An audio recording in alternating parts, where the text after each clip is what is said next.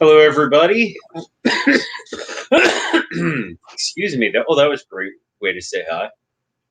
Hello, friends, both old and new.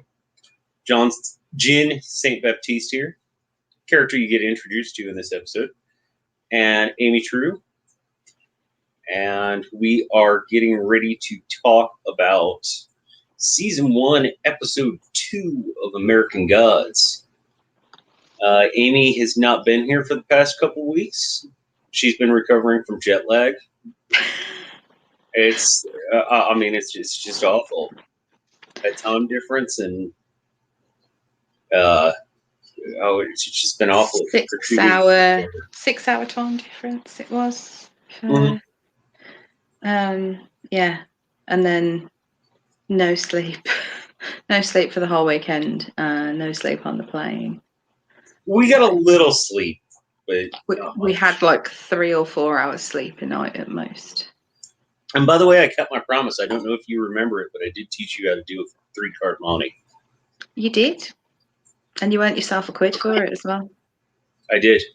I've actually got it. I have this. I have a fishbowl, and it has like sporting events, concerts. I keep all my tickets in there. Movies that were really important to me, stuff like that. And one of my regular guests at a restaurant I used to work at was a professional baseball player. I have a few of his cards that he signed for me. And I also have your quid sitting in there. Just random knick-knack thing. But yeah. Oh, Anime Loving Nicole says, hope your kids are fine. Yes, I don't have a vomiting child this week. I hope. If she wakes up, I'll be surprised.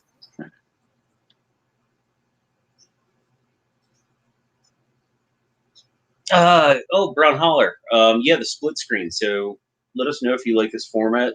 This is the way the new program that we're using works. So Cylon John's actually, we can have all 6 of us on screen at the same time, which is pretty cool on Friday nights. Yeah, we had it. Did we have it on Friday? Yeah, we had 4 like of us. 4 of us. Yeah. Because Bobby was in the middle of a hurricane, and Johnny's going to be out for a little while because he's got some stuff going on.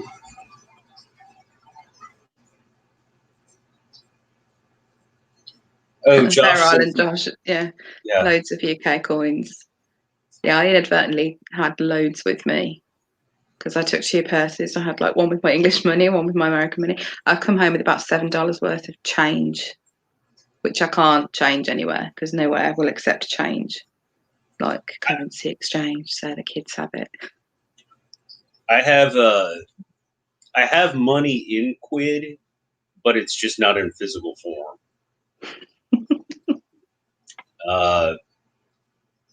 Because it's like tied up in trade investments and things like that. Yeah. It's it's about a third of my income is playing around with other people's money. And good decisions about other people's bad decisions. Bad decisions are fun, though. There's a tiny moth flying around in here. So welcome everybody who we have here. We have Bear Island Josh, Anime Lover Nicole, Ron Holler, the one spanner that rules them all, of course. Bobby was in here as well. She's still here. Yeah, Bobby was here for a moment. I guess she decided to bolt. Well, bye, Bobby. Hope you come back. She might just be lurking. She's still here. Aye. Oh, Josh says that bad decisions make the best stories. Yeah, agreed. Yes, they do. Agreed. Like Djinn at noon. Yeah. We know that one.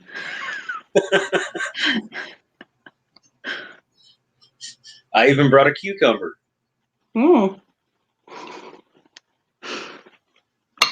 American cucumber is so much nicer than English cucumber as well. They're like a completely different thing almost.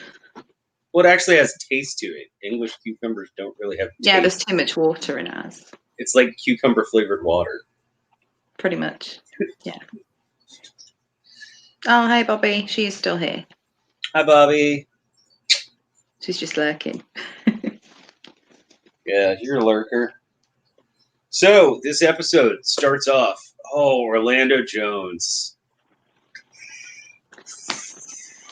Yeah. Oh, Her first introduction. this. Oh, it's so amazing. I honestly think this is better than. They cut out. We find out a bit later his speech from the book on the show, but this I think was just multiple times made up for it. All of his show speeches are good. I think we talked about that quite a lot with season 2. They're almost like rants, but not, because he's got a point almost. They're very powerful and are quite emotional as well. Like, not sad emotional, but like angry. Right. Most of them are sort of stemmed in anger, and I kind of forgot how good his introduction was. I think going back to this after watching season 2 makes you go, oh my God, he's been like this since the beginning. And sort of the first time watching it wouldn't have had the impact that it does now, I think. And I like to see you actually got like a proper close-up of the spider form as well, which they don't show as much in season 2. He does make a very cute spider. Yeah, is the little spider and is the big. That's not quite so cute, but yeah, it's the spider thing that they've done is like based on a jumping spider, and they're really, really cute. We've actually got one, like a pet one. Yeah, they're really, really cute. So it just makes me think of that, and it's like, oh, it's so tiny, and they look almost cartoonish. Well, obviously that one is, but Bear Island Josh, there's a little spider with great big tiger balls. Yeah, I did miss the tiger balls story, but yeah, they've never included that, have they? And yeah, Animated Lover Nicole, I think all the colors work really well. Yeah, it's something that you notice later on is on the odd occasion that we see the actual spider, it's usually matching the colours of the suit that we then next see him in. So the spider's usually a different colour each time we see it in the later episodes and then on into season 2. And it matches whatever suit we then see him in when he's in his human form. Yeah, and people of African descent can pull off some clothing options that I wish I could, and I would just look horrible in.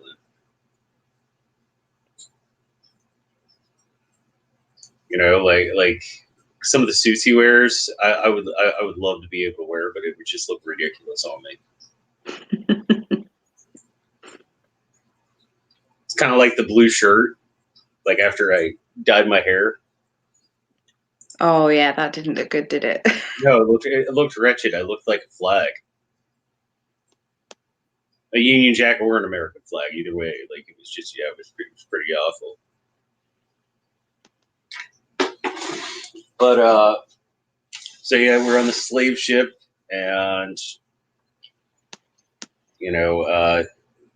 one man is praying to Anansi, and he said, "I have nothing to offer you, but if you free me, I'll give you anything you want."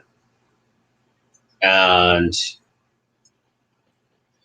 Nancy comes and gives this rousing speech, and then sets everybody free. And the guy's like, "Hey, if we set the boat on fire, we're gonna die too." And he's like, "Would you rather die free?" Mm. The guy's speech, that's it's heart wrenching. It's so sad. when you actually kind of read, obviously you have to read the subtitles because he's speaking Ghanaian, I think it is. I think so. And yeah, it's like, I mean, the guy, obviously it's such a small role, but his acting was fucking brilliant. I mean, like, he's got tears in his eyes when he's speaking, and like you can feel how like painful it is for him, you know, how sad he is, and he's not just sad about what's happened, it's like he's also really sad that he doesn't have, like, he's not able to make a like an offering or anything. Right. Like he's saying, he's got no, he can't like cut fruit for him or anything like that, and it's like it genuinely pains him that he can't do these things that are what would normally be their acts of worship, sort of giving tribute. And like the others, when you see the other guys all sort of chained up, they're kind of, they're listening, but they don't get it as much as he does. Right.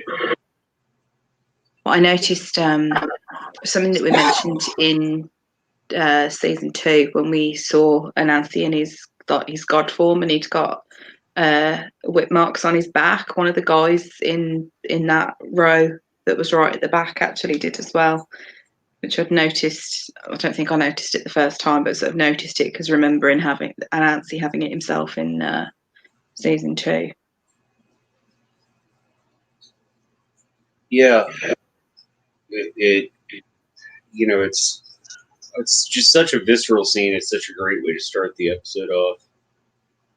I think, you know, maybe the one thing I might have done differently is do it as a soft open. But even with the, you know, because you know how much I love soft opens, like, but I mean, it works so very well.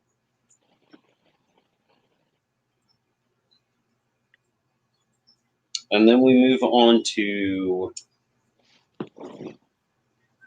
Shadow. Yes. I actually forgot that it wasn't this episode where you actually find out what happened to Tech Boys. He calls them his children, I think, doesn't he? The Children. The children, yeah. I had it in my head that this episode is when you found out what happened to the children, but it wasn't. So I was kind of like, I was expecting that scene when we briefly saw Shadow hanging from the tree, and then it obviously jumped to him being stapled. That was a bit gross. Like, that's not what they use staples for, like that. Yeah, they do. I had it For a across my entire stab wound. midsection. I'd say here they'd only tend to use those for closing up surgical incisions. If you had like a really deep gash that needed like sticking back together, it would be glued or stitched here. It wouldn't be stapled.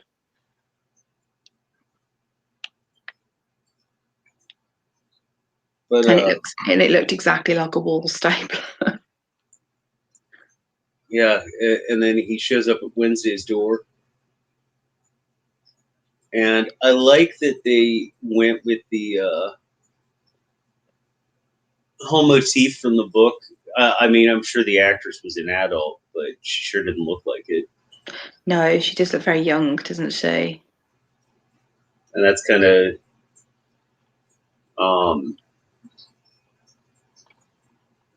Wednesday's type. Yeah, it's his type.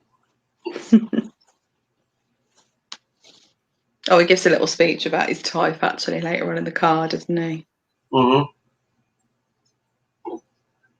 Yes, he does.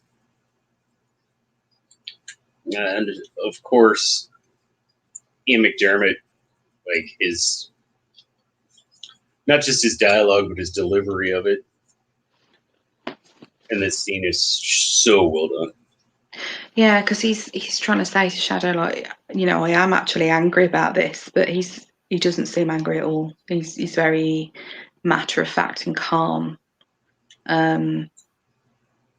you'd think that he'd be pissed off because he says it's an insult to him. And you think he'd show a little bit of concern for the fact that Shadow's there and he's, obviously been beaten up and he's covered in blood, but he doesn't even mention it. He's just like, oh, hi. Not what the fuck happened to you. Yeah, it is a good scene because it's then when he's like, he says, what does he say?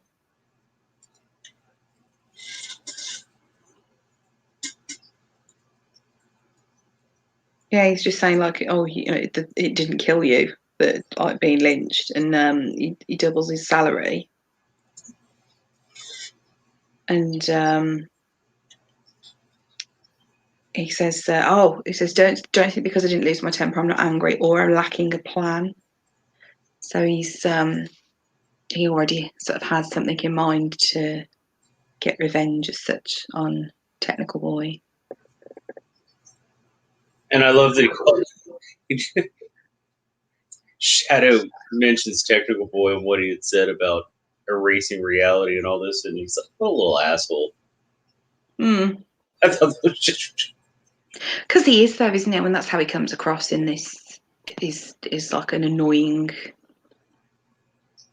teenager, kind of. Actually, I was quite surprised how old the actor is, because he does look very young in this. Some people can pull that off. But then if you actually, I think it was something I noticed in last week's episode, it's something I'd made a note of, when he smiles, the wrinkles around his eyes are fucking shocking. Like, they're worse than mine. I didn't notice that. Yeah, I think if I remember rightly, he was about 25 or 26, maybe.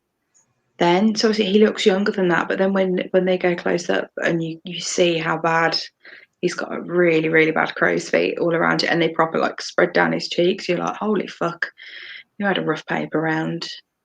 It's all that toad skin. All the toad skins, obviously, they're very bad for your own skin.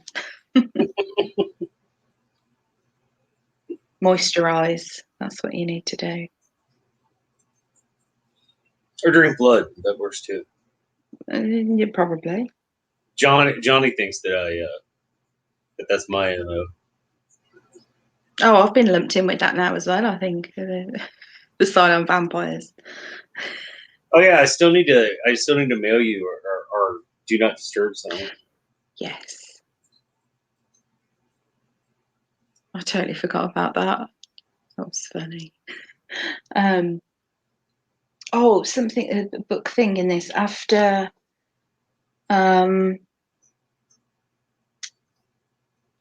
is it after this one where he has a bath? Yes. Right after this. There's a whole thing in the book about him really, really wanting to have a bath because he's been in prison for ages, and like he just wants a bath. That's the first thing he wanted to do when he got out, and then obviously the first chance he gets, it's a horrible experience because he's covered in all these cuts and bruises, and like he's wincing as he's getting in. And just like promises to himself where he was going to take a bath. He was going to something about Laura. Mm-hmm. Like things that grown-ups do. Mm-hmm. And keep his head out of any trouble for the rest of his life. Mm-hmm. Those were his 3 promises to himself. And none of them happened. Well, he did take a bath, but not a nice bath. One of the things that was left out from the book that I really, just because the way it was written in the book, I thought was really cool, is that there wasn't a cockroach in the bathtub. Because you wouldn't be able to watch that scene. Oh, no, I totally wouldn't be able to watch that scene. Retching.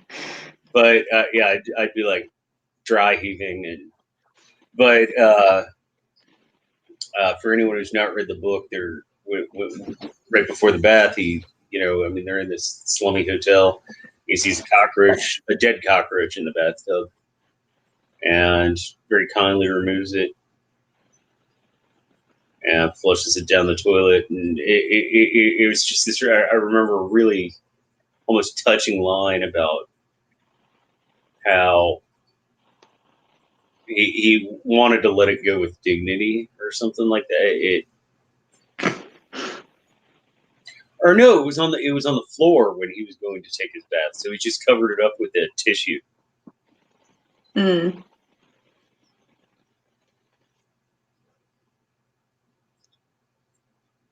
Bobby says she can't eat and watch. Sorry, Bobby. They do the same thing to me. Literally. Yeah. There was the one in the lift at the hotel. It's not like we stayed at a sketchy ass hotel. Like hotels, so many people travel through there. It's gonna happen. Like you're gonna see them, and you can either freak out about it or be like, "Oh, hey, whatever." But it was only a baby. It doesn't matter. It's like vermin that lives off of people. Mm. And yeah, Amy and I were in the lift, the elevator, and yeah, I saw it, and I was like, properly dry heaving, and I'm there like, ooh, a bug. yeah, Excited. Amy's like, ooh, a bug, and I'm like, ooh, a bug. Let's make friends with the bugs. I was quite disappointed at the lack of fucking huge insects, actually. Yeah, you heard them though. You heard I the heard cicadas. them. Didn't get to see any of them. Next time I go to America, I'm taking a great big fucking net so I can just go and wave it around in bushes and see all the cool stuff. Fair warning, they smell very bad. Cicadas smell very bad. Yeah, loads of bugs do. Like the crickets that we feed to the tarantulas absolutely reek. They're disgusting. Well, Bear Yeah, Island Josh respect for the dead. I just thought that was a really cool scene. Oh, and Josh says you should go to Texas then, Amy. Oh, there'll probably be some cool stuff there. Everything's bigger in Texas. Well, I have an American tarantula. I have a desert blonde. I think they're sometimes called Arizona blondes as well, but they're not just native to Arizona. So, yeah, I'd get in trouble if I went to Texas. There's some giant insects and spiders. I'm just like, all in my suitcase. Try and bring new pets. I think that's like highly illegal. Yeah, I know. I think it's like they consider it on par with like smuggling cocaine. Probably.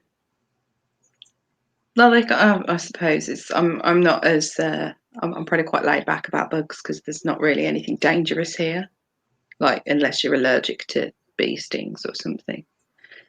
But beyond that, none of our wildlife is dangerous.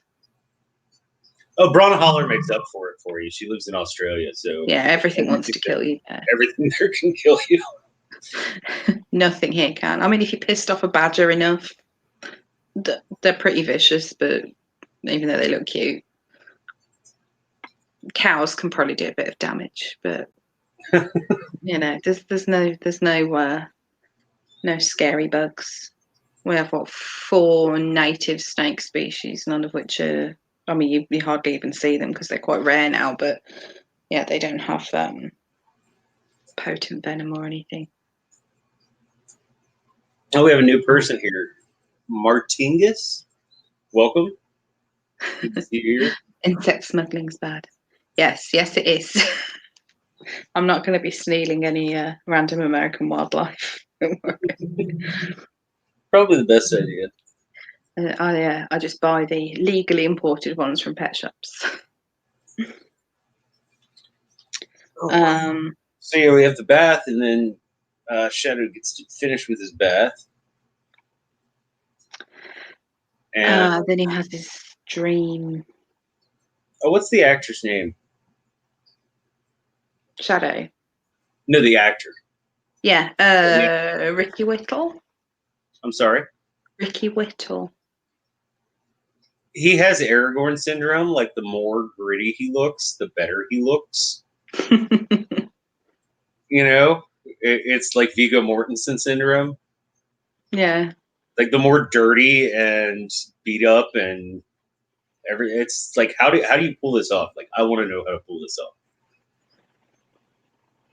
I don't know. I think probably it's something to do with being like big and muscly, and it's got very nice skin. Completely like not. I'm not even remotely attracted to him, but he has got really, really nice skin. Just one of those random observations. Yeah. Oh, Anime Lover Nicole likes him. He's so hot. Okay. Well, you get to see him topless, I think, more than once. Oh, you get lots of topless scenes with him. Mm. It's pretty. Wish you had more Laura topless scenes, but. Well, there's a fair bit of nudity. There is a fair bit of nudity in this episode. I think that's one thing that the Bilquis scene in the last episode, and it like freaked a lot of people out that watched it. But then also when you've got there's another scene in the next episode as well that bothers some people. But this week you get full frontal male nudity, which is not that common, and we get to see 2 different boners. Yep. That's not common on not like a regular TV series. But yeah, because we have Shadow cleaning the house, and he finds the text on Laura's phone that was from his best friend. Yep. And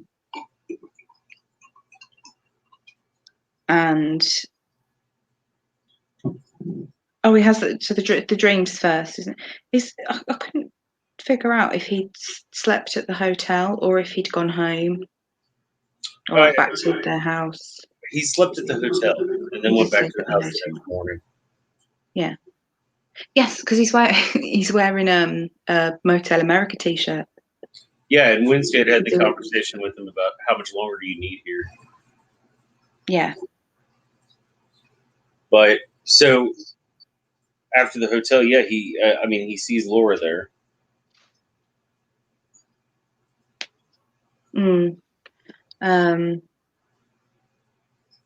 Yeah, saying that she's not dead.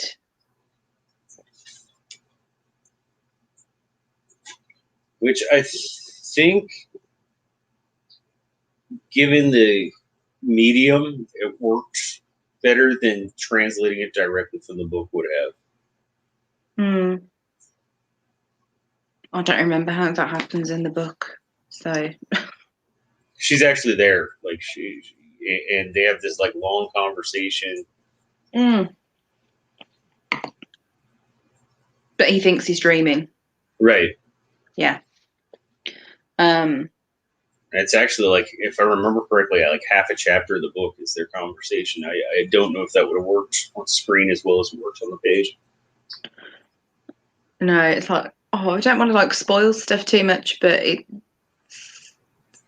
if she was really there, it would spoil some later stuff.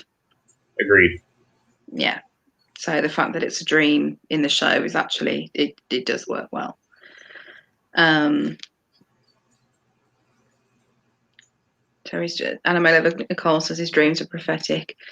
No, because she is dead, and that's all I'll say. Yeah, when he's cleaning the house, he's so detached from it. It's like he's just packing things up, like he doesn't really care. It's kind of sad that like it was his home, and because he's been away for so long, he just has no connection with it at all. Yeah,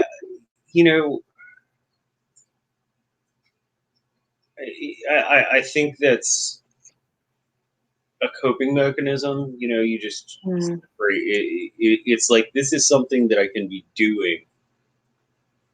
Yeah. To take my mind off everything else. Yeah, because there was no need for him to be scrubbing floors and all that kind of stuff. And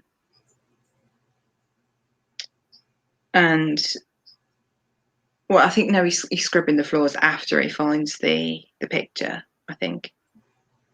So, Yeah. Because he's like cleaning the oven, and that's not or cleaning the hob, which isn't an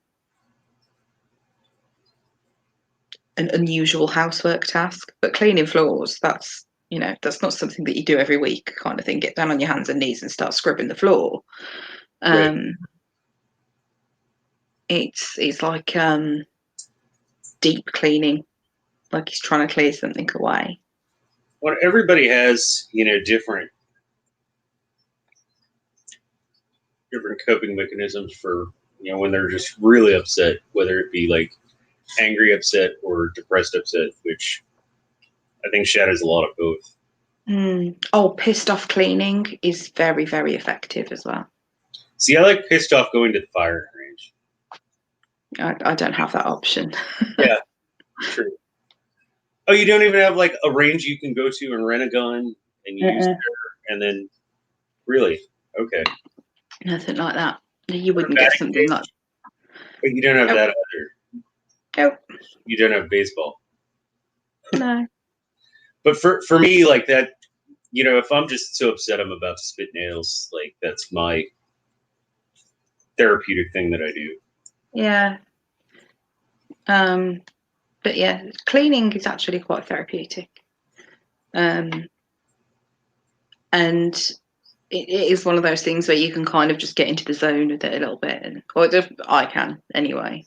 Like, if I'm in a bad mood and I start cleaning something, I'll clean a whole fucking room from top to bottom because I'll kind of get carried away with it, but it's because it helps.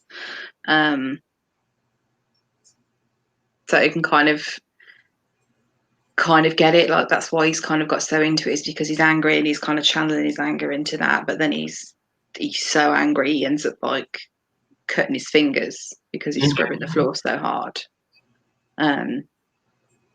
So you need a steam mop, really. Forget scrubbing it. Steam mop is the way forward. But Bronhollis says thought he was preparing the house for sale or something similar. I think he is, or it's kind of hinted at that he's not going to be going back there, so he probably is going to sell the house. But it's very sudden for him to suddenly. That's the first time he goes back there, and straight away that he's getting it ready to be sold. I mean, you'd think realistically you'd probably leave it up to someone else to do that if he didn't plan to go back there. But and then he has the box from the police department. Yeah, you see, he kind of looks at it a few times. He doesn't want to look in it, really, does he? It's the phone. I said the scrubbing bit, but yeah, with the phone. I mean, he could have gone through the entire thing and read all the conversation, but he only scrolls up a little bit. And once he sees the photo, he's like, "Nope, that's it. I'm done. I've seen enough." I think prior to that, obviously, he'd heard from Robbie's wife what happened, what they were doing when they died, but it's still kind of, I think at that point, obviously, he was still in shock.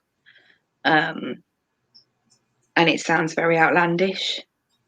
And I think it probably took until seeing the photo that he was kind of like, oh, fuck yeah, they were actually having an affair. And I did think, I'm not entirely sure, because, he looks up and sees the picture again in the photo frame.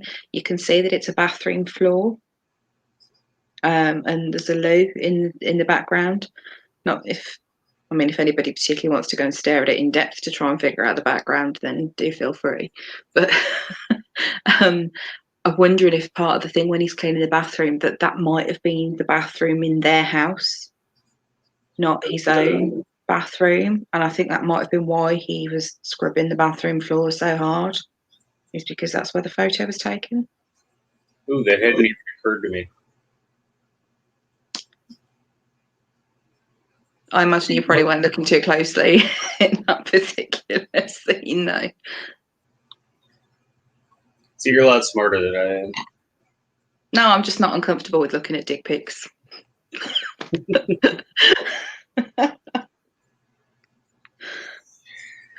But yeah, so he finds the ring, Oh yeah, he's got a wedding ring. I'm surprised she wasn't. I'm surprised they hadn't like asked her anything if he'd wanted to be buried with it. Actually, I don't think they ever mentioned who actually planned Laura's funeral. Saying that, not the show. In no, the book, it's it's just all. her parents. Hmm.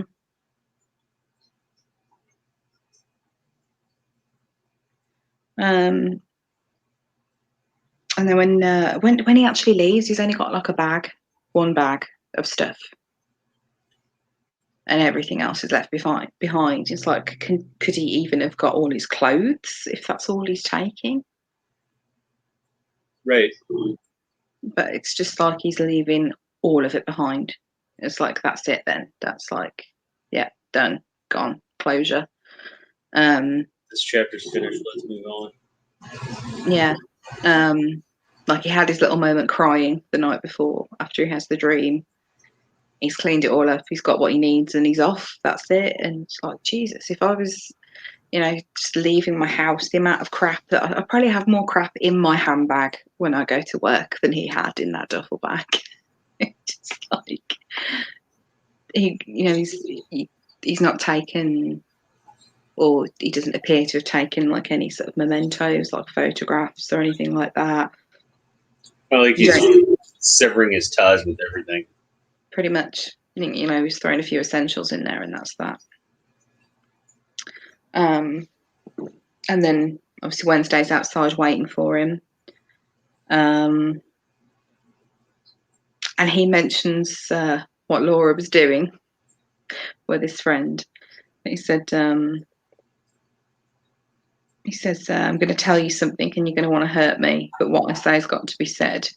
So I want you to consider my words very carefully and refrain from knocking my teeth out. Like a very polite way of saying you're not going to like this. But he says, word on the street is your wife died sucking your best friend's cock, and you, sir, are only obligated to feel bad about that for so long. It's kind of like he's telling him to get over it as well.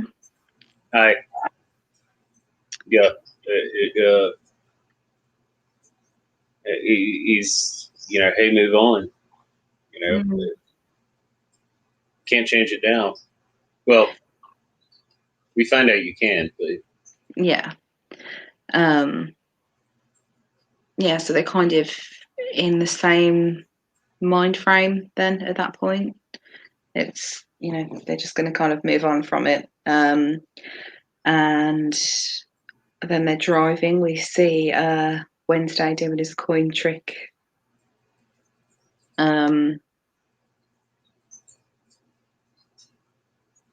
And this is something that you've mentioned loads of times. When Wednesday says we're not taking the highway, like never taking the highway. And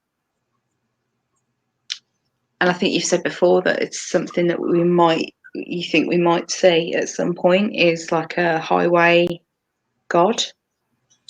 Yeah. Well, in the book, there's he says, "I don't know whose side the highways are on." So at some point we might actually see like a highway god maybe in season 3. Right.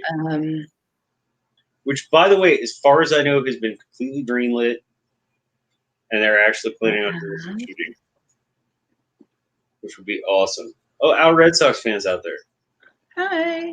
Hey, Al. Good to see you, man. Oh, and a railway god as well. That was another theory. Because there's not been any like related to transportation yet. Technically, a railway god would be like a new god, but a highway god, there have been roads for hundreds and thousands of years, so could be an old god, could be a new god. So that would be quite an interesting addition if they actually did create that character for the show. And if they did, it would appear that Wednesday's probably got some sort of history or something with them, just based on how he reacts to saying like no. But he does also tell him that Betty likes a slow ride. Betty's the car, and to keep it under 70. It could just be that Betty. No, it's Bessie. He said Betty on the show. Oh, he says Bessie in the first episode. It says Betty in the script. That's what I'm looking at for the dialogue. I don't know. I wasn't paying close enough attention, but yeah, I think he does call her Bessie later on, doesn't he? Mm-hmm. Or Betsy. No, it's Bessie. Bessie.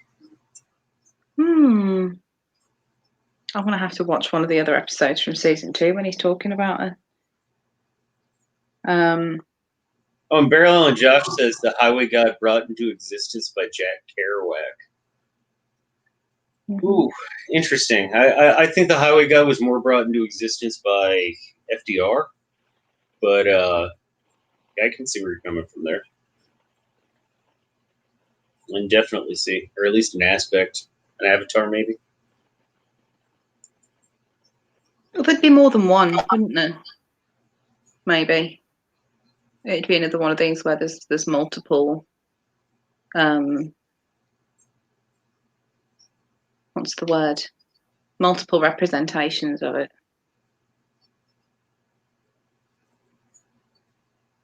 Yeah. Where did we get? I'll just scroll past that now. Right, so the plan. He's talking about what the plan is. Meeting a number of people preeminent in their respective fields. They're not really people as such that they're going to be meeting. Well, they're people. They're just not humans. Yeah. we have another show where we talk about that whole concept. Yeah. Silent John's, Friday nights, 9 p.m. Shameless plug. Please come check it out. We talk Battlestar Galactica. Right now we're on season 3. We do week by week, one episode at a time. And for me personally, it has to be the best television that's been made in the past 20 years.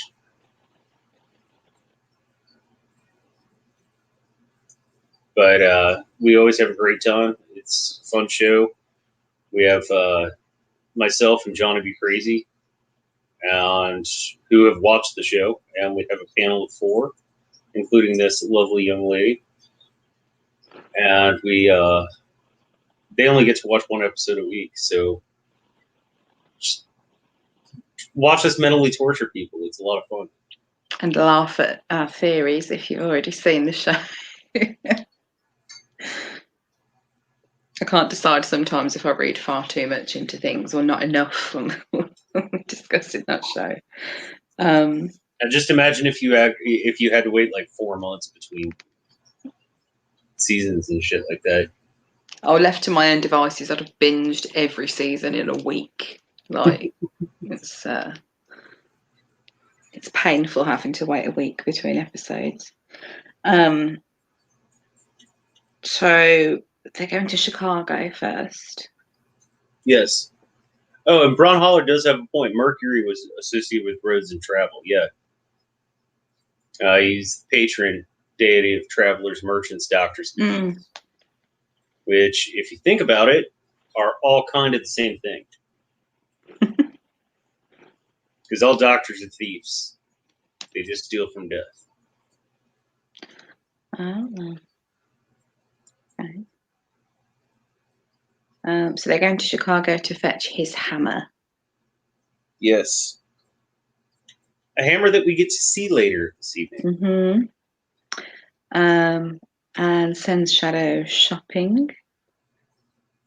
And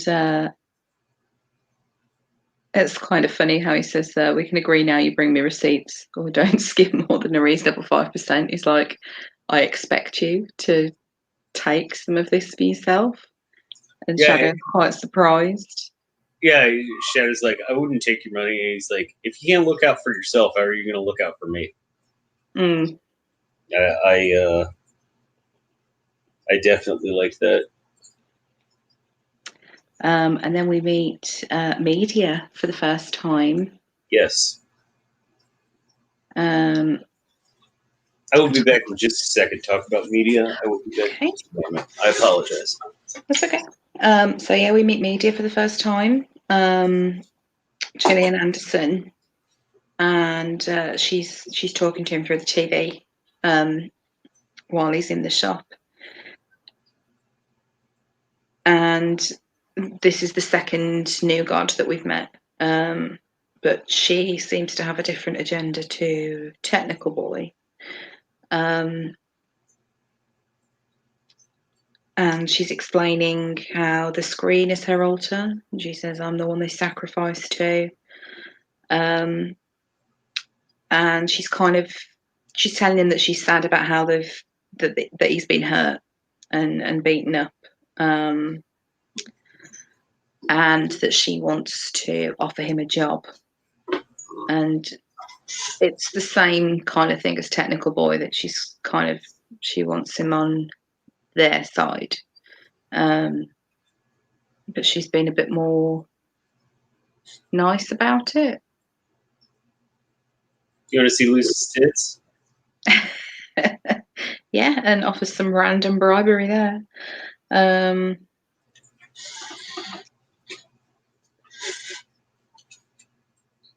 Which happens at a different point in the book, but that's straight out of the book, like word for word. Yeah, and she's flirting with him, really, isn't she? Like she's thinking, well, Technical Boy's approach didn't work, so let's try something else.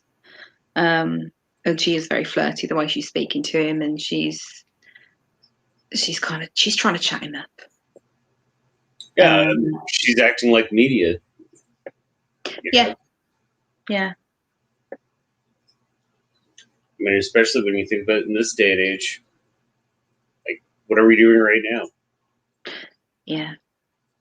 I've got 2 tablets and a laptop in front of me right now, which is like too much. All the technology. And Beryl and Josh said he really missed her in season 2. It's not really a spoiler, but Media's a different person. Cast as Media in season 2 because Gillian Anderson didn't want to stay on. I thought they handled it really well too. They did. They made it work. But yeah, she's fantastic in this episode, and she is in the rest of the episodes that she features in this season. But yeah, the only reason she left is because Brian Fuller left the show as showrunner. Anything with Gillian Anderson is just awesome. Yeah, she is good. Ginger Pride.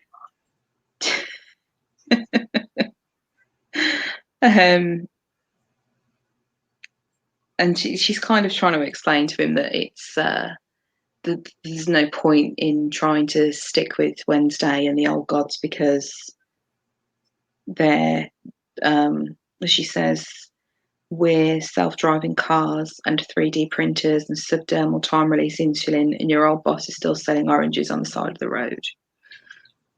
Yeah, she gives the same speech as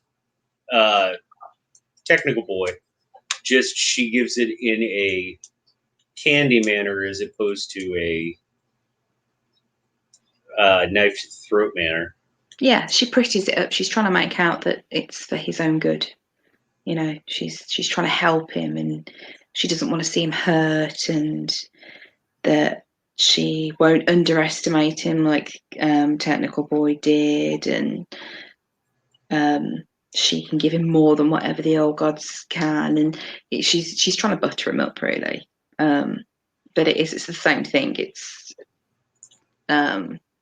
self-serving, really. Well, you can catch a lot more flies with honey than vinegar. Exactly. And one thing I have to say about the acting, she is really good at doing Lucille Ball's voice. I don't know what her voice sounded like, but yeah, I can tell that there's there's an accent and stuff, and it's not Gillian Anderson's normal voice.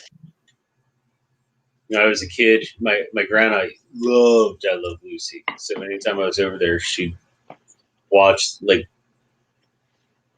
episodes she'd seen like 50 times. Mm. You know, but she'd watch these. You know, we have a few channels over here that run like older TV shows, and if there was a marathon, like she'd just sit here. I'm like, you've seen this like 50 times, and still, I mean, she loved that show. So I saw plenty of I Love Lucy in my youth, and yeah, she gets the voice and the accent and so forth down very well. Oh, and yeah, she says, guys like you end up a suicide every time, which is a bit harsh. Yeah, it's definitely pretty harsh.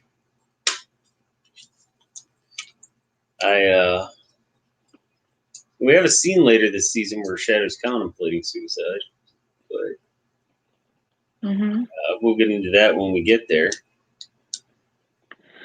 And he thinks he's going crazy. Then, like he's like, "What the fuck just happened?" Trying to explain it to Wednesday, and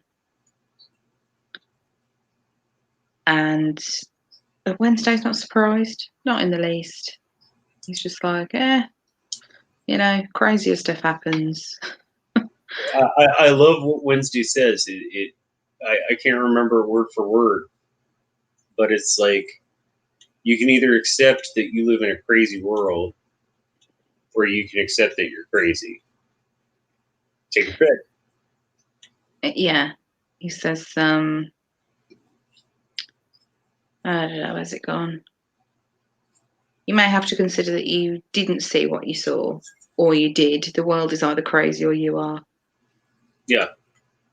They're both solid options. And it's like, well, yeah. But he's kind of not so subtly saying to him, no, you're not crazy, that did happen, but not in so many words. No, absolutely agreed. And what does he says? He go ahead, take some time, figure it out, and come back to me when you know. Or I just gotta say, Ian McDermott's delivery is just so spot on. Yeah, Ian McShane. Yeah, Ian McShane. Sorry, perfect casting. I get all of your British Ians mixed up because there's so many. It's a popular name, obviously. When he says, "Are they fucking with my head, or are you fucking with my head?" He says, "There are bigger sacrifices one might be asked to make than going a little mad." Yeah, that line still hasn't paid off yet either. If you've read the book, you kind of might know what that's referring to, but right. it's kind of mentioned in the first episode last week, very briefly. But again, unless you've read the book, you wouldn't necessarily realise that's what the reference was. But yeah, that still hasn't paid off. It's one of the things I'm looking forward to in season 3. Now, allegedly, what they want to do is a total of 4 seasons. That's what Gaiman wants to do anyway. And I agree. I think the story, especially with all the extra things that have been set up, if they only keep it to 3, it's going to feel rushed. And I don't care if they take longer production time. Like, I really don't. I want it done well more than I want it now. We've seen things with certain shows, which things were a little rushed on and did not quite work out. Yeah. I think that where they're heading to, like the location they're going to, that was hinted at in the last episode of season 2, I think that will be season 3. That whole section, I think, will be taken up mostly by the events that happen there, so that they can kind of spend a proper time on a conclusion for season 4, rather than trying to fit more into that. Bear Island Josh, yes, some shows are rushed, but I'm not going to mention any names. A, because this channel isn't about those, and B, because it's like throwing dynamite in a fish pond. Which takes all the fun out of fishing.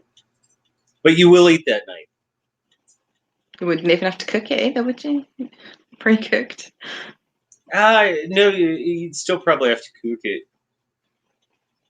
Would the explosion not be really hot? The rule to fishing is what? If you have like a somebody who's really into fishing, let them do it. It's a great therapeutic, just way to. But your one rule has to be: if you catch it, I'll cook it, but you're going to clean it. Getting fish is really easy. I'm not gonna do the cleaning and boning. You caught it. You get to do all the yucky work too. I can't believe I'm genuinely considering whether blowing up a fish would cook it, but I genuinely think I need to know the answer to this question. I'll Google that later. I think it would end up like rare or medium rare, and generally, unless it's like farm raised sushi fish, you don't want to eat them in that state because of little squirmy things. Yeah.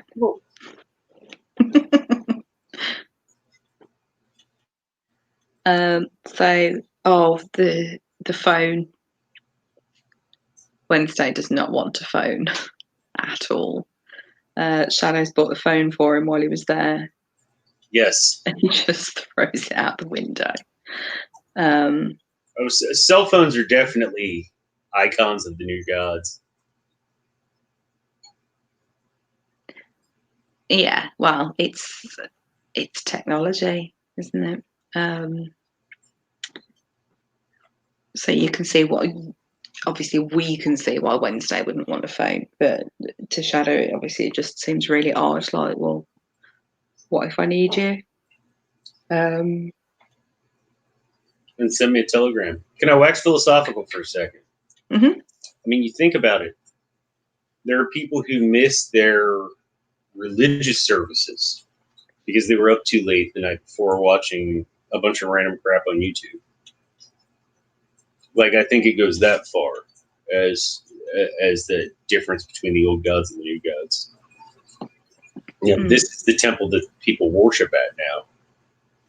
I mean, you look at no matter the religion, how much of a tapering off over the past 30 or 40 years there's been in attendance at services. And shit, I'm sure there are plenty of black masses and somebody's like, hey, I was up all night, binge watching Stranger Things. Couldn't make it. The rest of the coven's like, what the fuck, dude?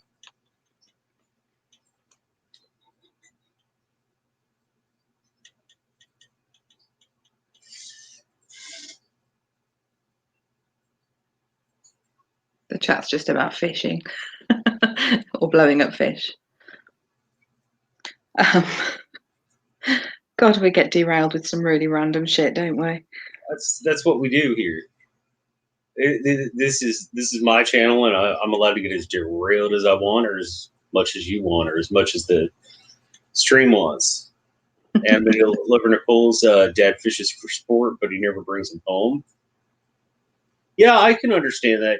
I like if I fish in the river. I live right by the Ohio River, which is world famous for its level of pollution.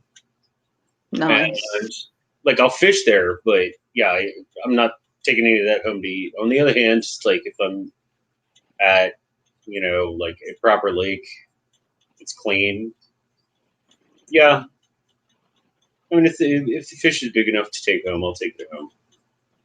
If it's small, I'll say, hey, go free, get bigger so I can catch you again. Go eat more food, get fat. Exactly. Is that the river that caught fire and burned in the 70s? No, that wasn't a river. That was the lake. That was Lake Erie, which is on the other end of Ohio. So I live at the southern tip of Ohio, and Lake Erie is at the very top. And yeah, it was so polluted that it caught on fire. I was going to say, how the fuck does water catch on fire? Because of the level of pollution in it. That's actually what the song "Smoke on the Water" by Deep Purple's about. That's just gross. When Wednesday's talking about the telegrams as well, I think Technical Boy mentions that in the last episode. Like he still likes telegrams or something when he's got Shadow in the limo. I'm totally gonna have to look now. Yeah, I'm gonna have to check that because I'm not sure. I know telegrams are mentioned a couple other times in this series, but especially since we're going out of order, I can't. I'm not really sure if that was then or a bit later.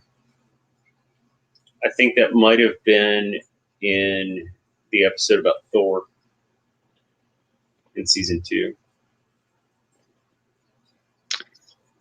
Yeah, but that was kind of set in the time when telegrams were like the common thing. Hang on, I've actually pulled up last week's.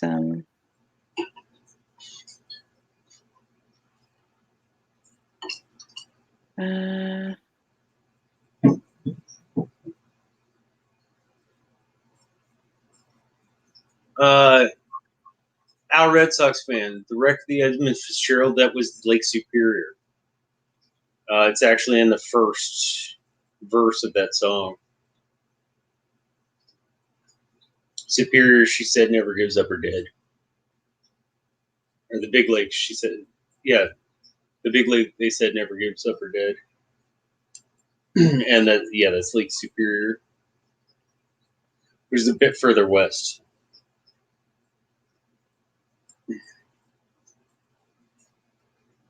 Sorry, Josh.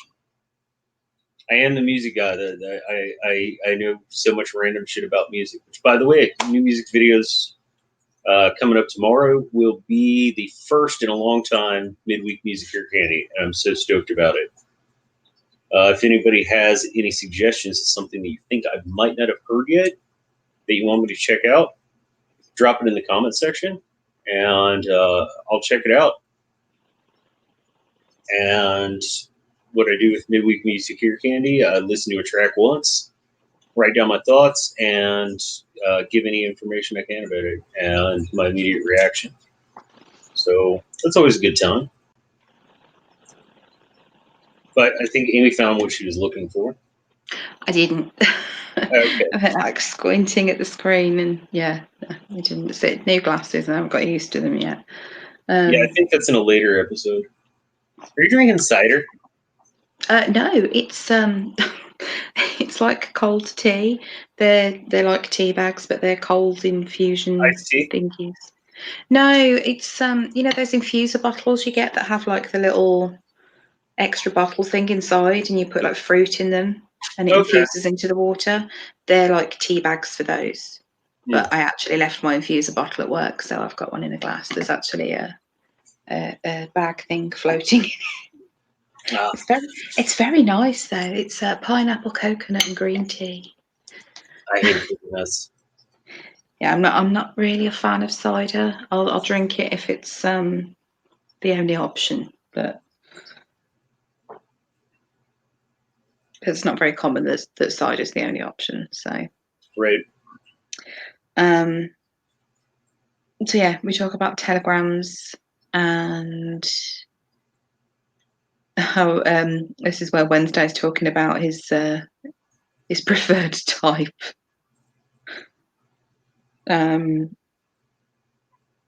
That he liked when he was younger, and it's when Shadow's like, oh, only when you were younger. You know, he did all right last night.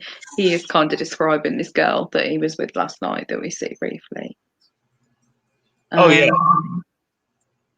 It's pale-skinned, blue-eyed, hair so fair it's almost white, wine-coloured lips, and full round breasts with veins running through them like a good cheese, which is the funniest like description of veiny tits I've ever heard. So it's a very poetic way of describing them. Hang on 1 second. I'll be back in 2 ticks. Well, Amy's away. Does anybody have any questions about the episode so far? Barrel and Josh, Murder Circus music. If you get the opportunity, drop in the comments section an example of that, and I will definitely check that out. Don't worry, plenty of new music content is going to be coming up soon. I've just had tons of stuff going on. I'm changing jobs. I'm changing homes. We had con last month, so I'm sorry I've gotten away from all of that, but it is coming back. And so is Amy. Uh-huh. Everything cool? Yeah. I was just Ben's going up to bed. I was just saying good night. Nobody's getting sick? No. I haven't heard a peep out of the girls actually, which is nice. It's the school holidays, so they're getting worn out now in the daytime, doing fun things. I'll tell you the best way to wear your kids out so they get sleep is take them to the pool. Yeah, we can't take Anya swimming because one of her grommets came out of her ear. She has a hole in her eardrum. Gotcha. Otherwise, we'd love to take them swimming. Oh but gosh, the last time, you let a kid spend 2 hours in the pool, they're gonna sleep like a rock. Yeah, the last time they went swimming was when Anya ended up with an ear infection. Feed them something like really heavy with carbs, like pasta or something, and then out for hours. Even Sebastian has the same sleep issues I do and has since he was little. Like when he was little, it was like, okay, you're not gonna freaking go to bed. Hey, let's go to the Y. Oh, playgrounds are the thing that wear them out. They've been to like 3 different playgrounds this week already, and an indoor soft play with Ben's sister because they went to a farm yesterday that has like a massive indoor soft play thing, and they were more interested in that than the farm. So, oh well. But yes, they slept very well after that.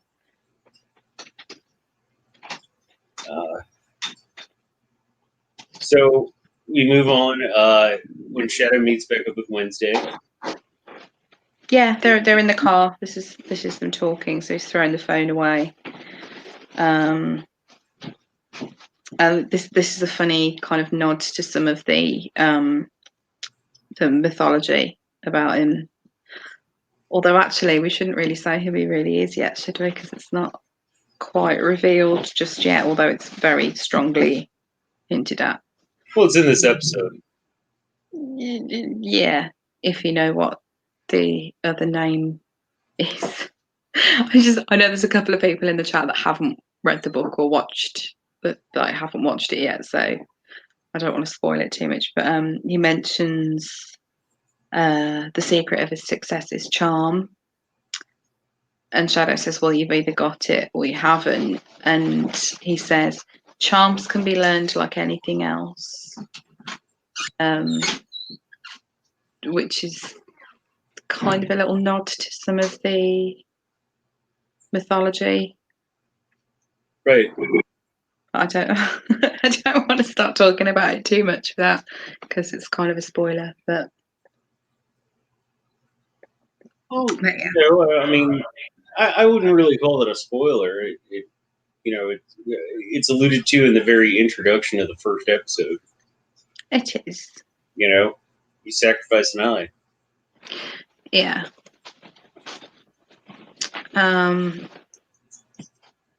Okay, so Anime Nova Nicole says it's Vodan or Wodan is the form we had in my area.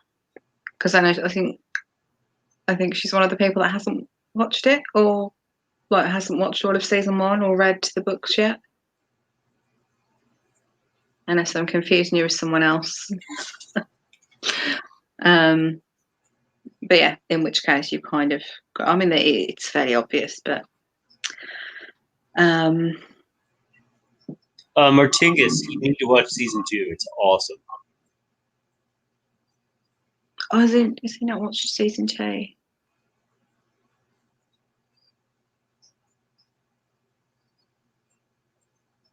I can't see where he said that. So, we meet the 2 of the Zoria sisters next. No, first we have Opus. Do we?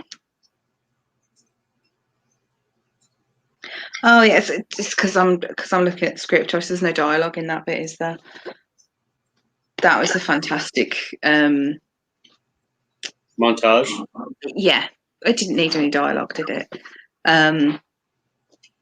And oh god, it's so funny what Brian for. So yeah, we see where last week's Bilquist conquest ended up after he was absorbed, and Brian Fuller had actually nicknamed this the Vagina Nebula. That's what it's actually called. That's what everyone on the show was calling it. And do we get Oh, go ahead. Sorry. I was going to say, and also the second full frontal boner of the episode. It's like you never see these, and then 2 come along at once. Have you ever seen 2001? That's not really my thing, like sci-fi stuff. So I know you aren't huge into science fiction, except you love Battlestar. But that's accidental. Just because it's a Stanley Kubrick film,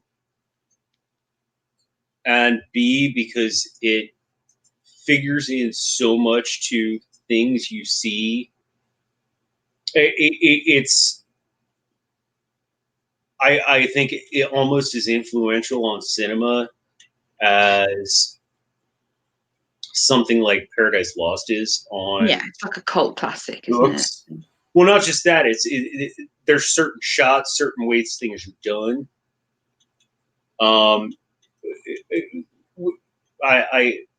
sorry I keep going back to BSG, but that's fine. Like the scene in the very first in the pilot when with the flashlight beating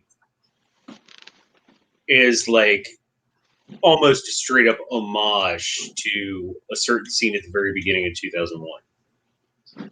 Okay. And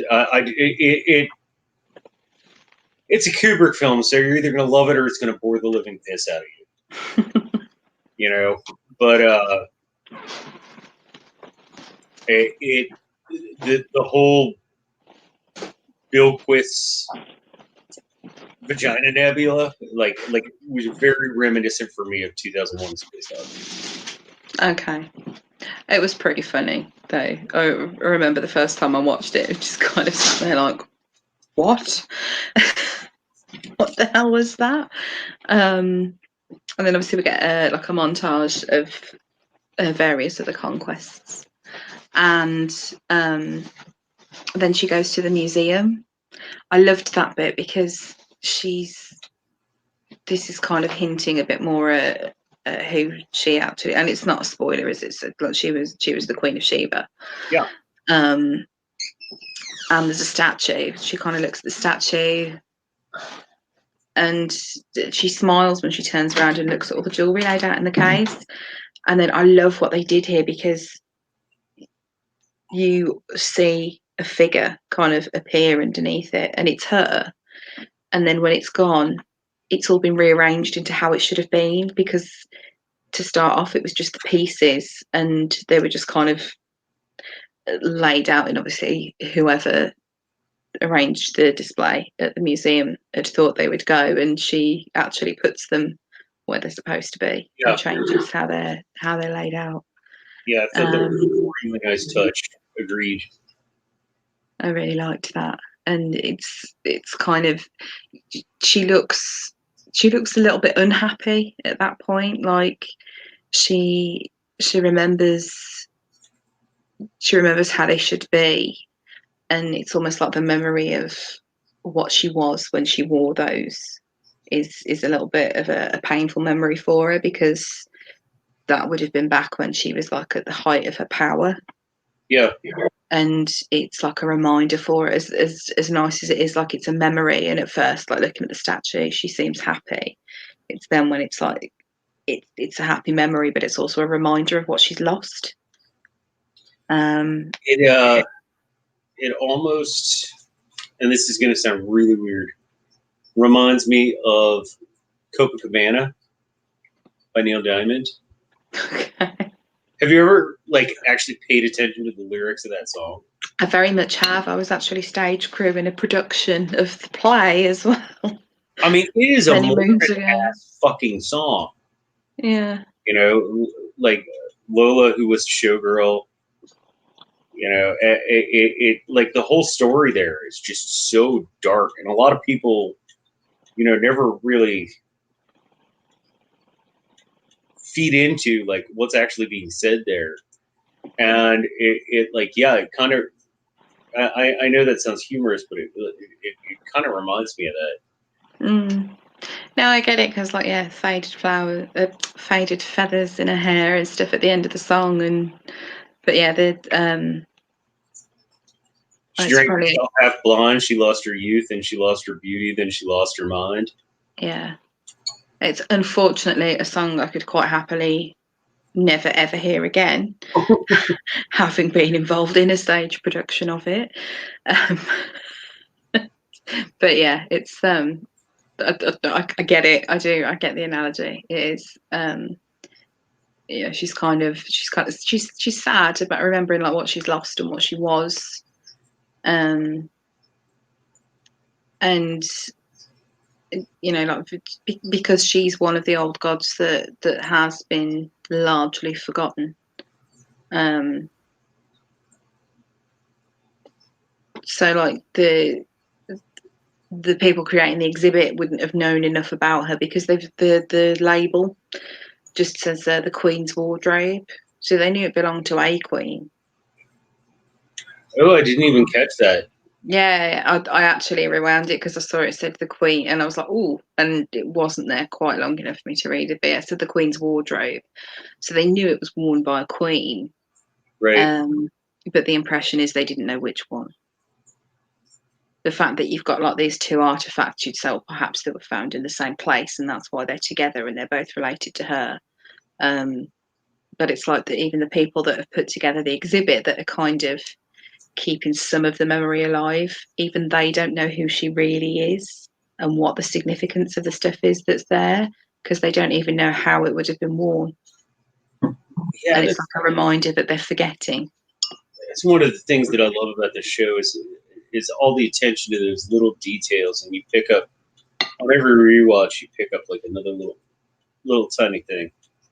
Yeah, because I never would have noticed that. I don't think I'd have even noticed that the jewellery was rearranged when I first watched it.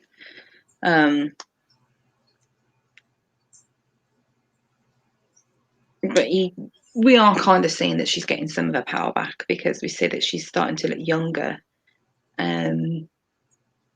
Like in last week's episode, like she looks older and tired before she takes the guy upstairs, and then afterwards she's almost glowing.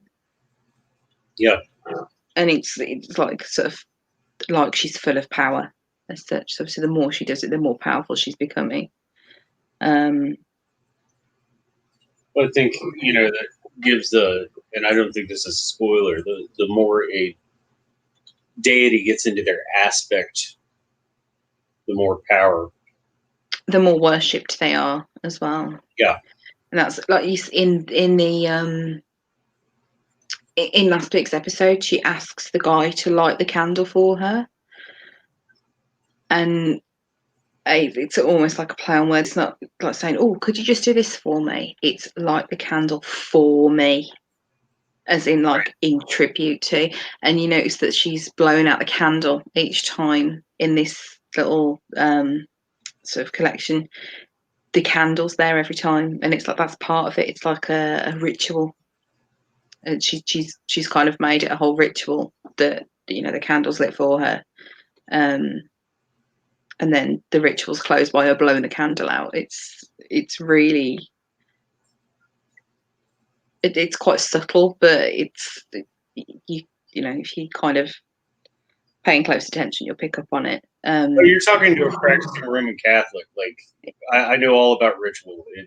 And candles. And candles, lots of candles, All the and candles. incense. But it puts somebody in a certain frame of mind. Yeah. This isn't me judging anybody else. Whatever works for you. But I've been to a few what I call jeans and t-shirts churches, and for me personally, there's no. I can't feel any spiritual energy for myself. It doesn't do it for me. Like with the rock band and all of it, like if it works for you, awesome. If that's your me, I like my insight. Shit, I prefer my mass in Latin still. No, I totally get that. Like I'm not religious, but all my dad's family are Catholic, so I've been to my fair share of weddings, funerals, christenings, and all the kind of stuff. And actually, I really enjoy all the ritual of it.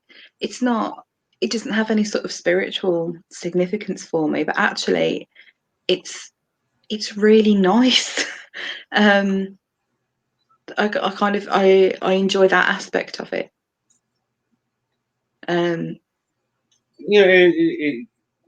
As always, with all things involving beliefs, it's what works for the individual. Mm-hmm. But I do personally think that no matter what your hey Al, have a great night. Thank you for stopping by. I really appreciate it. It's always good to see you, man. Oh, And bye, Al. thank you for helping me out with StreamYard. I really appreciate it. You're awesome. Al and I are going to eventually have this really cool stream where he's going to give his top 5 scores and I'm going to give my top 5 soundtracks of all time. So I'm pretty excited about that. It's just working out the details about when it's actually going to happen. Because everybody in the world's on a different time schedule. Like I have you up at like half midnight right now, right? It's 11:10. So not horrendously late yet. You were talking about the ritual. Yeah.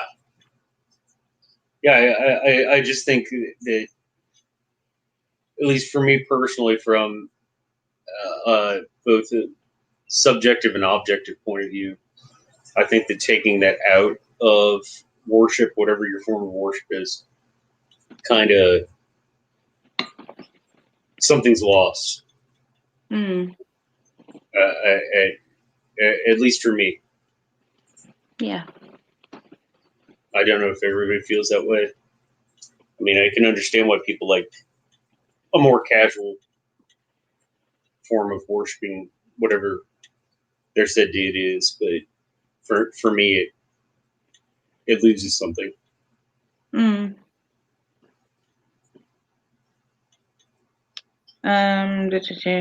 Where are we at to then? Oh, we're up to the Zoyas. Yes. and meeting Chernobog for the first time. Who all four were so perfectly cast. Yeah. Or we haven't met the third sister just yet, have we? I think next week we're going to meet her. Next episode. But I don't think that's really a spoiler. I mean, they talk about her. Yeah, we know she's there because she takes the binoculars, doesn't she? Because he comes with gifts. And I love how he's flirting. It's kind of cute because you kind of get the impression there's a bit of a history with them during an interaction in season 2.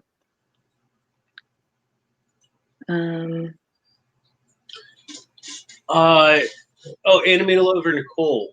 What are the gods? Are you asking what their realm is, or what culture are they from? I'm guessing both. Well, Zernabog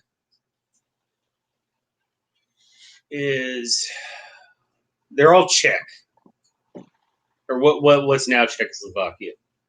Zernabog is the dark god, and even though there is nothing written about him, it's assumed that there's Bylagog, who is the god of life. And then you have the sisters, who are the one opens the gates of dawn. One's dawn. One closes the gates of dusk at the end of the night. And then there's the sister of the night. I think there's actually only the 2. Correct. In sort of the real world mythology, but they've added they're like the morning star, the evening star, and the twilight star or something. I think is the analogy they use. But I think the idea is that if they don't guard these gates, it's like a hellhound. Well, it's yes, because there's the tapestry on the wall. Ursa Major, or yes. the Big Dipper, is a lot of people in the Western world would call it. But yeah, Ursa Major, the Big Bear, is to keep it from getting out, because if it gets out, then it will be Armageddon. Yeah. And when Shadow's walking down the corridor to the bathroom, you see there's like a tapestry on the wall that shows the bear briefly. I didn't pause it there to sort of look closely at it.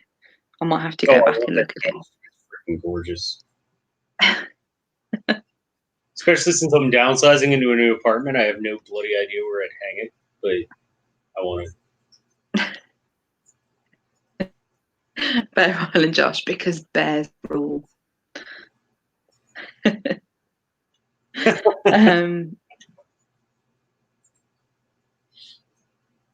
So yeah, like the other sister that's asleep, she's like the night one essentially. And they're invited for dinner. And he bought her vodka. I love how she's just chugging it. Oh yeah. She's like, oh yeah, romance novels for the other one, and then binoculars for the third.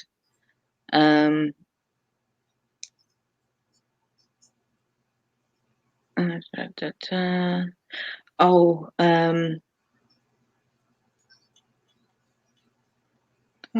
they're talking about telling fortunes then.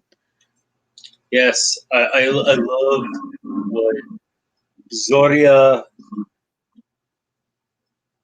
Verchinyaya's the older one, and the younger one with the darker hair is. I love what she says about telling fortunes. She's like, the other two can't make any money because they're shit. I know how to lie. Ultranyaya is the other one. Yes, I am jumping ahead of myself. We have not met the third sister yet. Yeah. She says, "My sister's a garbage." That's what she actually says. I love how sassy she is in this. She's because there's not she's only in one episode, I think, of season 2, or maybe 2 episodes. I can't remember, but she in one or 2? I think she's in only one. Yeah, she has a lot more dialogue, obviously, in this episode, and she's so sassy. I just love her. She's like a crazy drunk grandma. It's like, I don't have any. I've never had one in my life. Not once, not ever.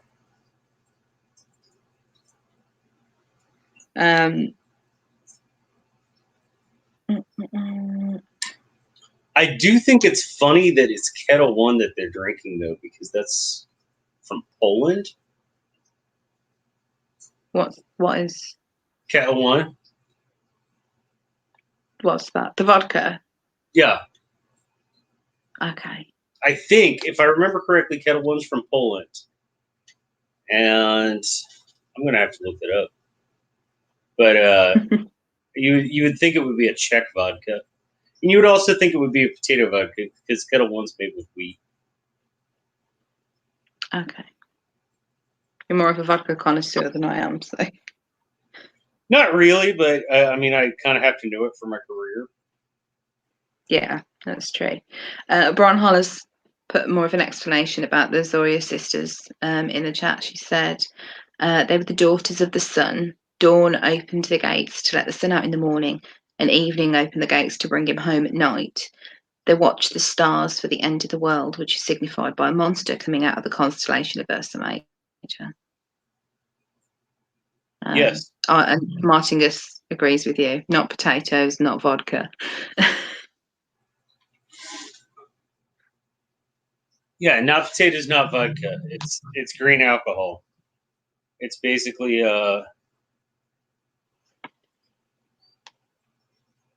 it's diluted moonshine. Oh my gosh, Amy, we didn't get to get you any shine while you were here in the States. We did. Did you get? We tried some in the. Do you remember the guy on the motorbike in the? Yes, yes, we had shine in the car park at the VFW. I do remember properly that. just sat out of the guy's thing on his motorbike, just out of a jar. Yeah, he was lovely. He was. It's a really nice guy. Yeah, I remember. Yeah. Hey, random English person, try this. Say again. It's just like, oh, try some of this. Nearly took my fucking eyebrows off just smelling it. Jesus. It's potent. Yeah, it's a little bit. I mean, it's it actually only like tastes really nice as well, though.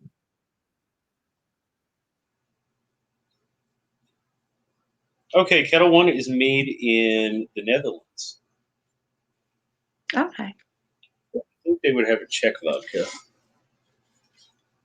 Oh, Anna May Live in Nicole is from the Netherlands, I think. Yes. Maybe. Oh, there you go.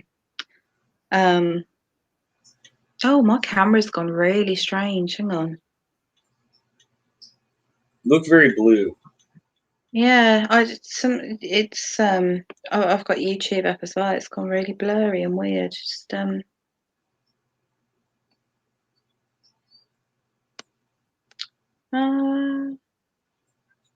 Sorry, folks, technical difficulties. You might want to shut down on your computer. What? Shut YouTube down on the computer. It's not on my computer. I've got it separate on my. It's on my tablet. I've literally only got StreamYard on the laptop at the moment. I've not got anything else open.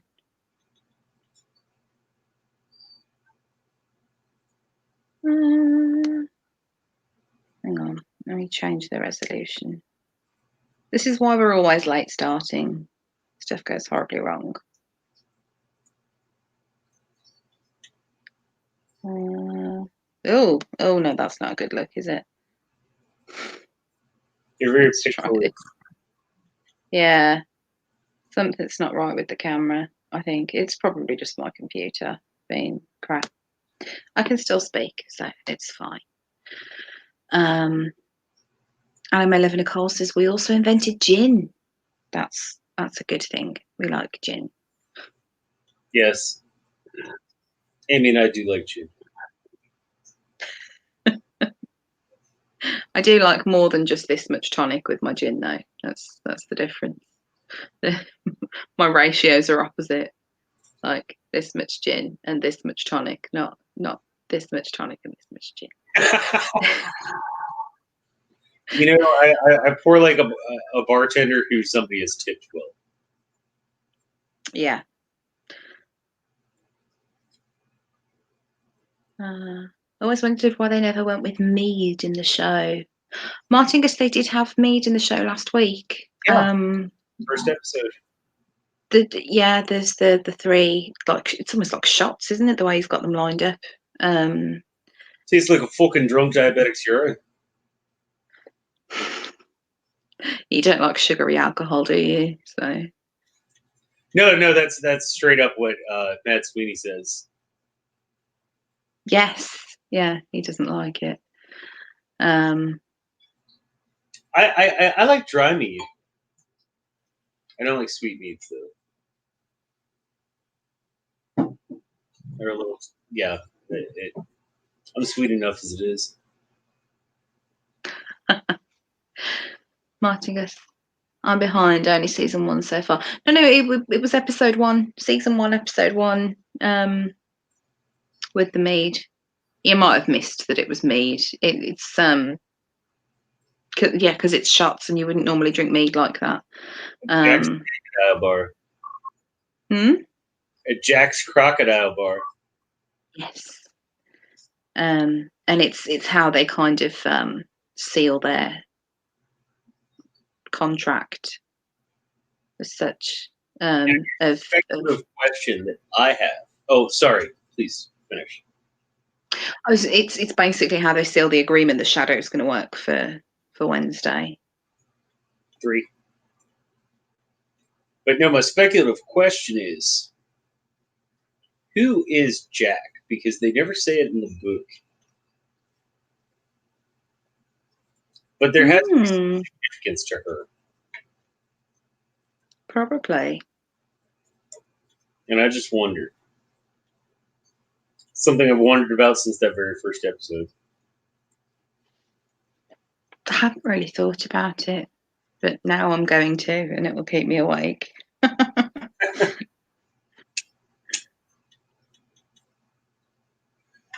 And then we're talking about the vodka. And then Xanabog walks in. Which, yes. by the way, did anybody catch the reference in this week's thumbnail? Oh, it's from that fucking cartoon. I've completely forgotten. Yes, but I can't articulate it right this second. The music is called Mountain by Mussorgsky. And the name of the demon is Xanabog. Yeah. What's the actual cartoon called? Fantasia. That's the one. Thank you. Put me out of my misery.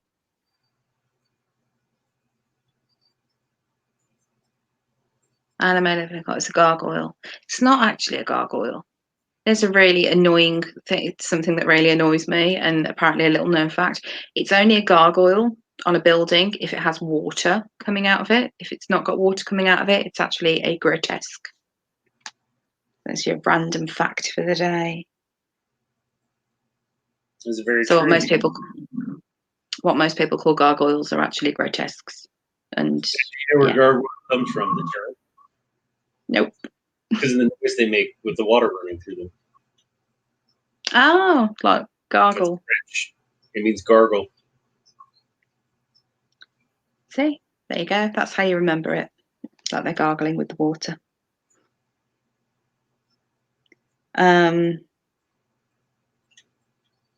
So, he's bought cheese and cigarettes.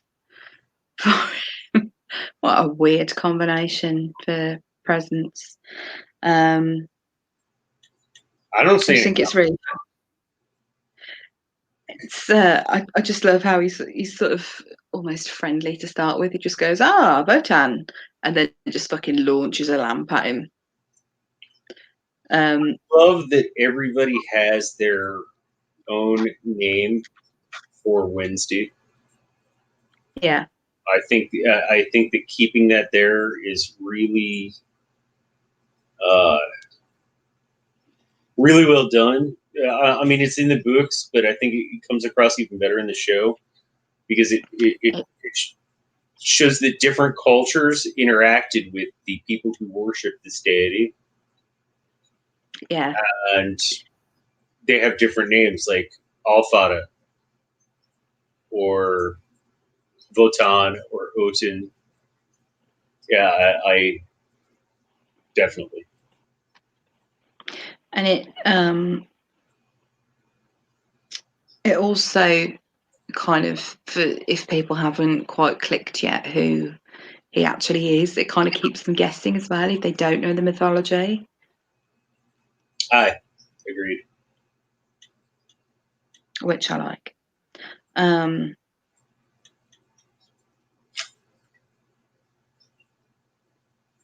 we go.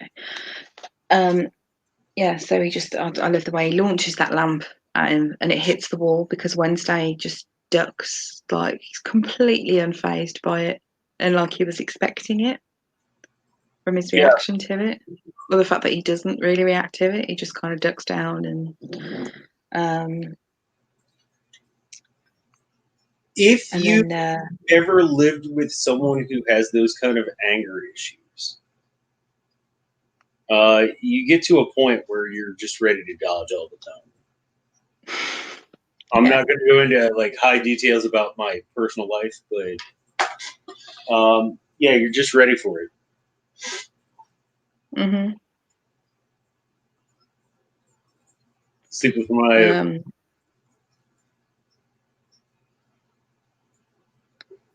Yeah, I think I've spent a fair amount of time with someone who liked to throw things at me. So yeah, I get what you mean. So he kind of begrudgingly accepts the cheese and the cigarettes. Hey man, it's cheese and cigarettes. Yeah. I mean, he's so angry as well.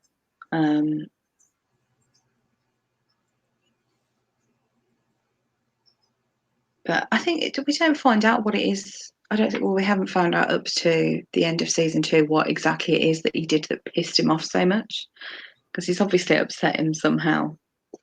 Right. Yeah, but he's really angry. But he accepts the gift.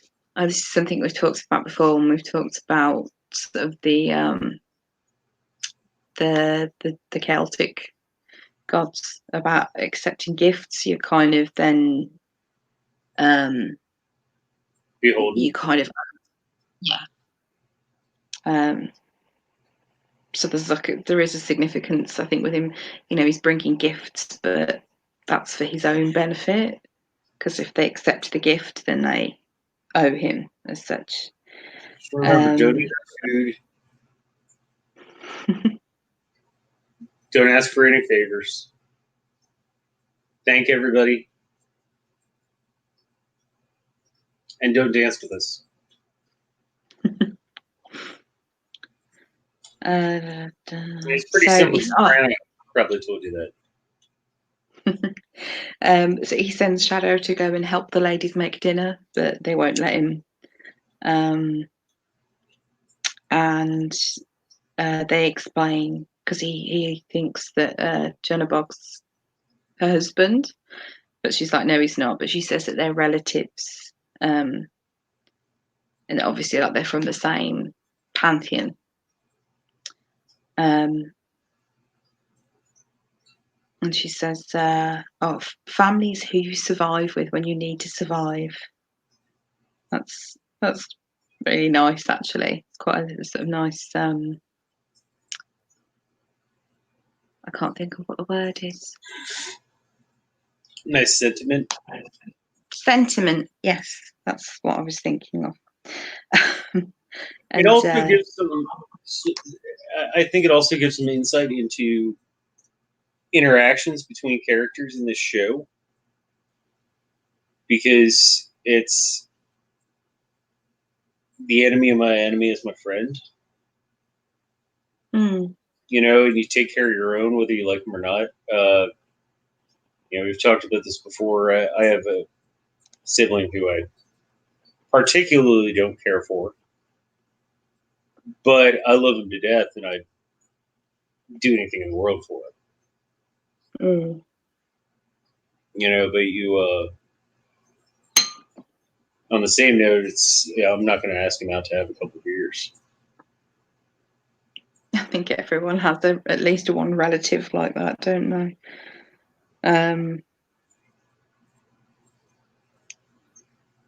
So we get like a very brief bit of their history, because she says that she's not a good cook, because when she was young she had servants to make her meals. I love how she says learning is beneath me. It's a sort of almost an arrogance Right. that you would expect of a deity, that like, yeah, I'm not going to do this people shit because I'm not I'm not one of them. So and when Shadow asks, I thought you were supposed to read tea leaves, and she says tea is disgusting. It's like, that's awful. It's like blasphemy to me, being English. Tea's awesome. She's only saying that because she's never tasted my tea. That's why. By the way, the tea you sent home with me from Tennessee, I'm very much enjoying it. That's because it's the best tea that there is. Well, I would say it's the best bagged tea. The best bagged tea. Yeah, with the tea bags. In my youth, I dated this young woman from Turkey, and she made proper Turkish tea, Is that like loose leaf? Yeah. And it was black as night and sweet as sin. But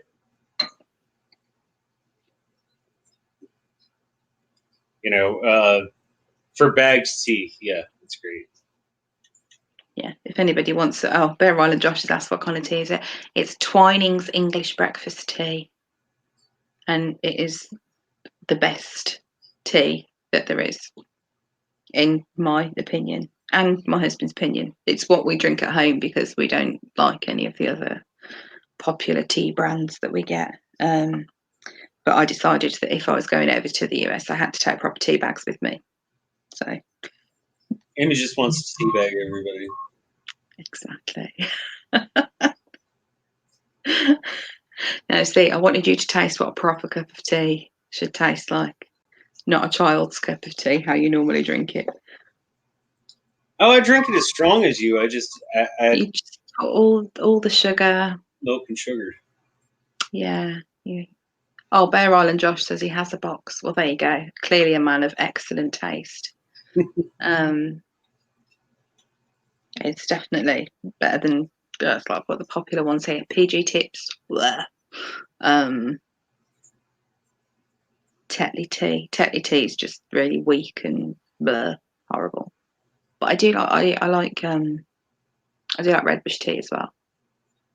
Lipton's good for making iced tea with, but it's not good for hot tea. So iced tea is not really a popular thing here. So like you can buy bottles of iced tea. Oh no, make it yourself proper at home. Especially in the summer, it's very nice. Oh, Bear Island Josh, he's got a box of PG tips as well. You've let me down now.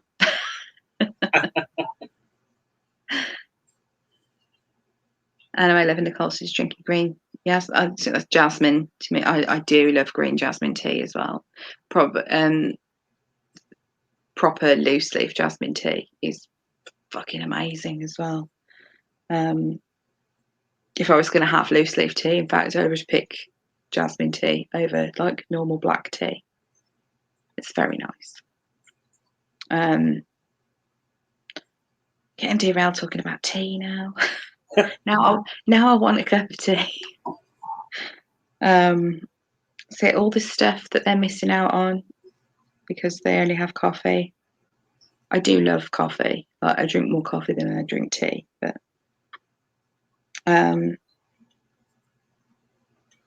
so she wants to read the coffee grounds basically out the bottom of his cup, and it's the way they're kind of whispering with each other. I wish they told us what it said.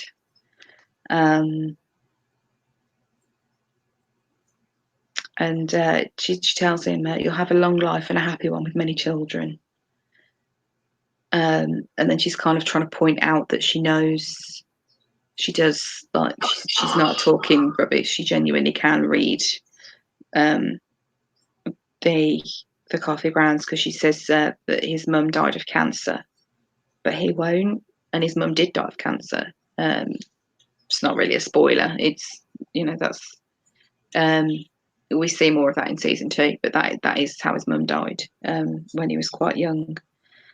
And the coffee grounds, we do actually see them. They kind of look like an eagle or a raven or a bird. Yeah. It reminds me of the one that's actually on top of the totem pole in the opening credits, from the shape of it.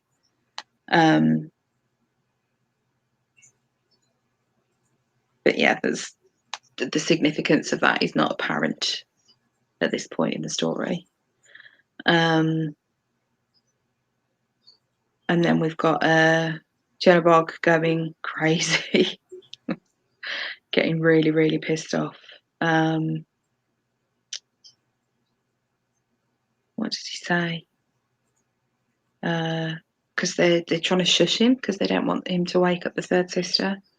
He says, let your sister hear this con man comes into my house and tries to make me die.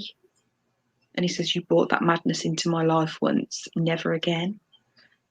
So I really, really want to know what he did to him. I definitely want to know what's going on with that. I really hope that gets fleshed out in the next season.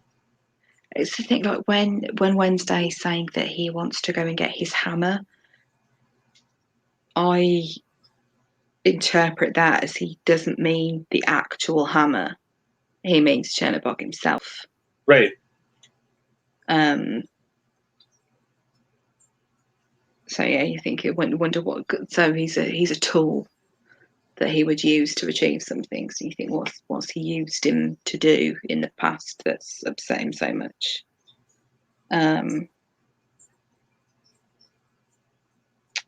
And we have this conversation of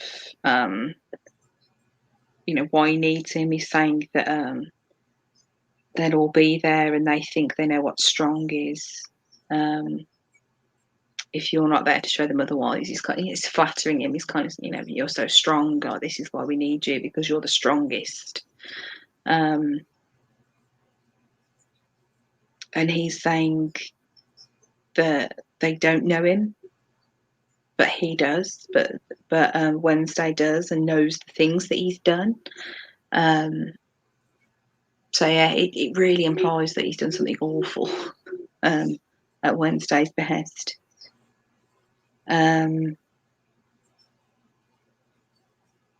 But basically, whatever it is that Wednesday's asked him to do at this point, because this conversation's happened off screen, he's adamant that he doesn't want to do it. But he's kind of like, do you know what? As soon as you've been invited for dinner, that's fine, stay. But as soon as you've eaten, I want you gone. Like, leave straight away. And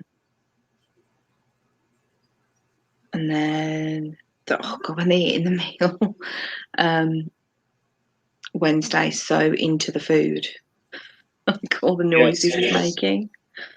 I'd actually find that really weird if someone was making that much noise. That's actually lifted straight out of the book. Anything Wednesday eats, he always savors and enjoys. He does, yeah. And a lot of the time, Shadow is like, this is rubbish. Yeah. But Wednesday savors and enjoys it. Oh, Johnny. Hello. We have Johnny Be Crazy in the chat. And a cat. Johnny! It's good to see you, man.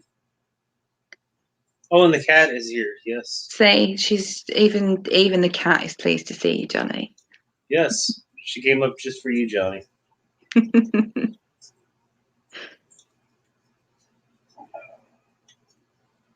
You're such a little pain in the ass. Yeah,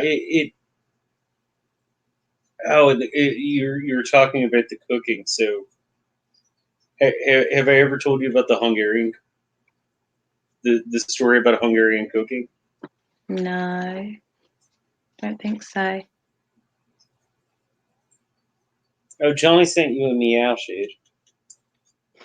Shade might not be living with me much longer because the apartment I'm looking at is supposed to be pet free. She might be going to live with my son. I'll miss you. I won't miss all your puke though. So, years ago, my son's mother and I, when we were still married, our first apartment, we lived right in between a Hungarian couple and an Indian couple. And they all did their own home cooking all the time. And it smelled so bad constantly.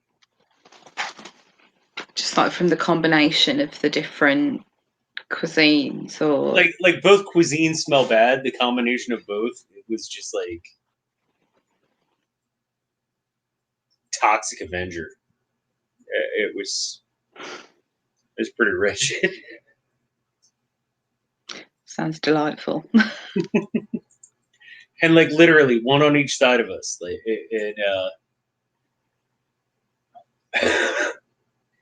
yeah, it was just like these strong smells all the time. And I have especially for a smoker, I have a really refined sense of smell. And just constantly, I'm just like, oh. Get home from work and everybody's cooking dinner, and you're just like this melange of, oh my gosh, I want to vomit. Like, yeah. The year we lived there, I probably lost 15, 20 pounds just because I couldn't eat half the time. My ex lived in a really big tower block, and this is like 14, 15 years ago, and the smell when you went in there, especially it hit 6 o'clock in the evening and everyone's cooking, and I think there were about 10 flats on each floor. It was a huge big council tower block, and the smell combined, and it was always the same smell that you think everyone couldn't possibly have been cooking the same thing all the time, but it all just sort of congealed together into this utter stench. Oh, it's just disgusting. You feel like this as soon as you got out of the lift, and ugh.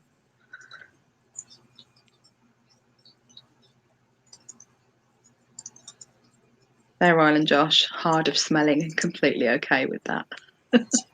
Actually, yeah, my son has no sense of smell. He was just born without a sense of smell, but he can taste things. It's really weird. It's always confused me. Mm.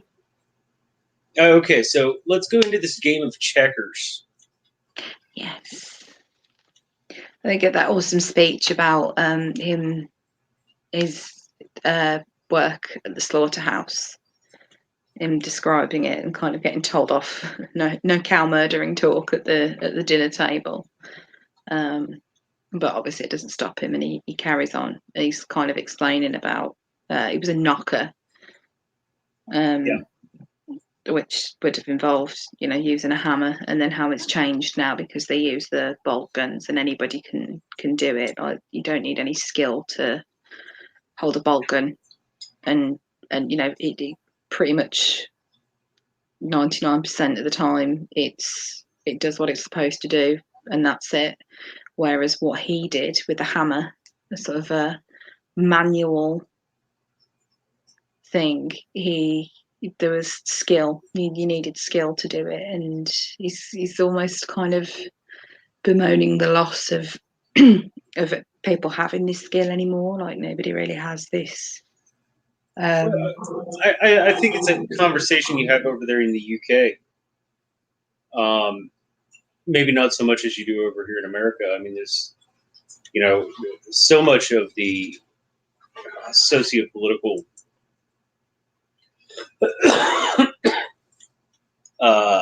spectrum, or not spectrum, theater over here is about people losing their jobs to machines. Yeah.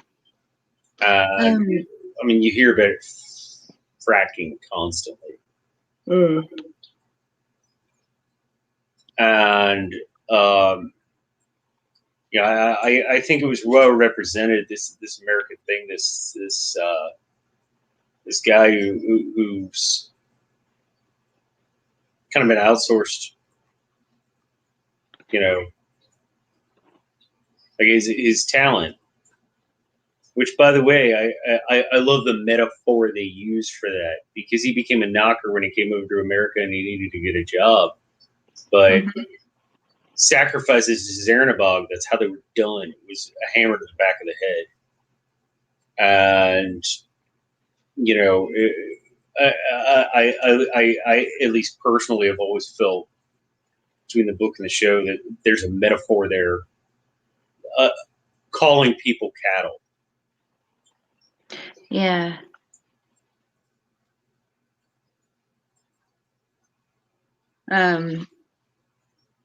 Yeah, because previously, like, his original incarnation, it may well have been people that were being sacrificed to him, not cows. Right. But yeah, it's kind of, I think it's one of those things that's probably bothers some people because it's quite a graphic description, and there are cut scenes of him actually killing a cow with the hammer a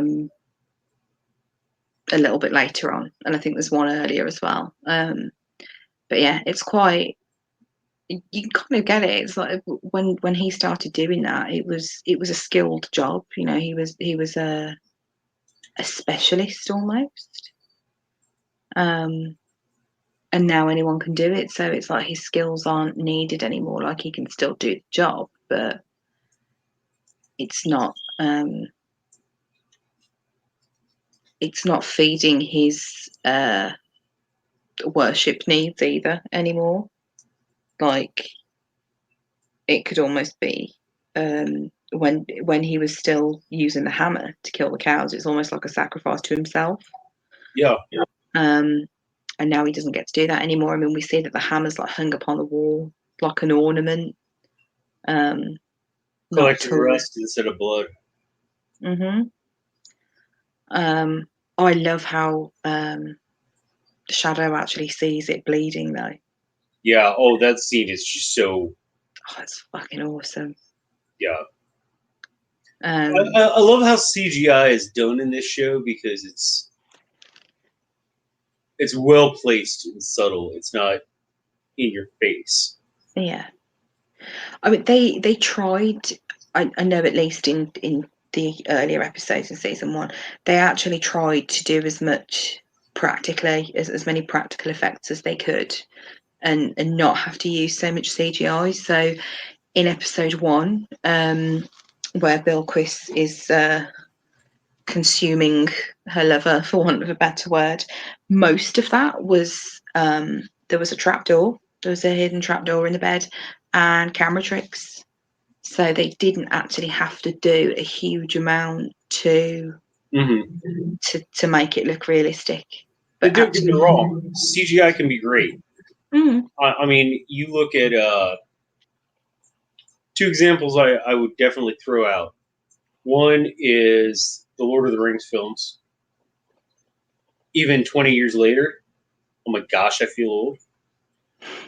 Hold up, especially Smeagol. Holds up really cracking well. And something even older is Terminator 2. Yeah. Like, you know, that's 30 years ago, and still the CGI holds up. So I don't knock CGI, but I love practical effects. And what I also love is that with the show, they've honestly tried to avoid both. I mean, they use practical effects more often than CGI, but this is about mythological, epic, divine beings, and they still, you know, your really poignant moments are like driving through Indiana in a conversation that Wednesday and Shadow are having. Which, by the way, I do have to say a note that I had made that I didn't say anything about. That is the most fracking boring drive in the world. Is like Ohio to Indiana, or to like Cincinnati to Chicago, which I think they would have had to have gone through coming from where they're coming. It's so awful. It's just like the most boring drive on the planet. Is that even when you're taking the scenic route, as Wednesday? It's not scenic unless what you want to see is wheat fields. Martinkus is going. Well, come back next week. Have a great night. And you can go and watch the next episode now. Yes, and bless up and keep believing. Watch it straight away, and there's no waiting.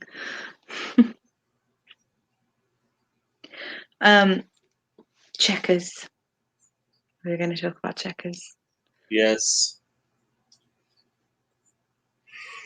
I like how they cut it off at the end of the first game. Mm-hmm. Was that a spoiler? It's not really a spoiler. Nah, it's not a spoiler. A second game gets played. Sorry, guys, if that's a spoiler, I apologize. I don't think I love how they cut it off. That I love the conversation that happens during it. You know, Xenomorph. You really find out a lot about his character.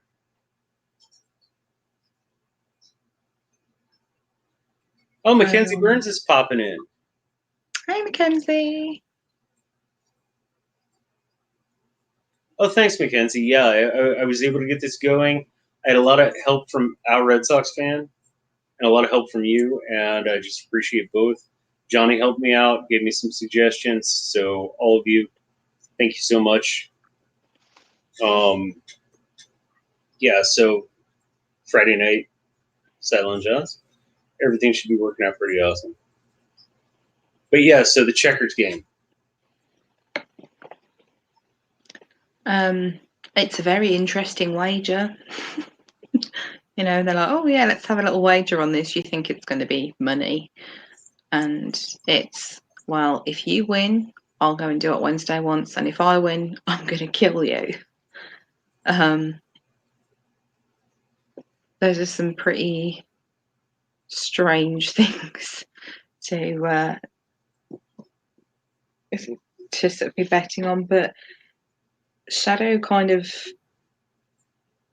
just thinks it's all bollocks, I think, really. He actually says, if this is all real and TV's talk, she can read fortunes and hammers bleed, and there's a world under a world, fuck it, it's good. And it's kind of partly him maybe starting to accept that there's more going on than he realises, but also he's kind of just like, oh, it's too ridiculous to be real. And did you catch the illusion that it refers back to the conversation that Shadow had with his cellmate in episode 1 about gallows deals? No, I hadn't caught that.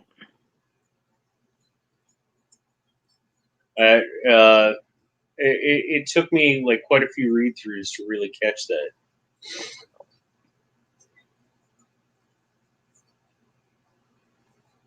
Which we'll get more into in the next episode. But yeah, gallows deals. Very important thing to think about in the future.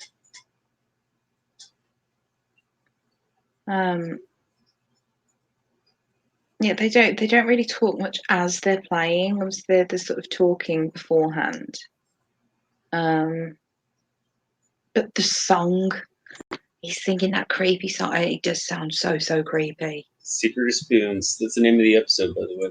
It is, yeah. Is that a real song, or is it just made up for the show? I am not sure. Fair enough. If it's made up for the show, it's well done to sound like a proper folk song. Yeah, because it sounds like an old folk song. And you'd assume it would be if it's one that he's singing.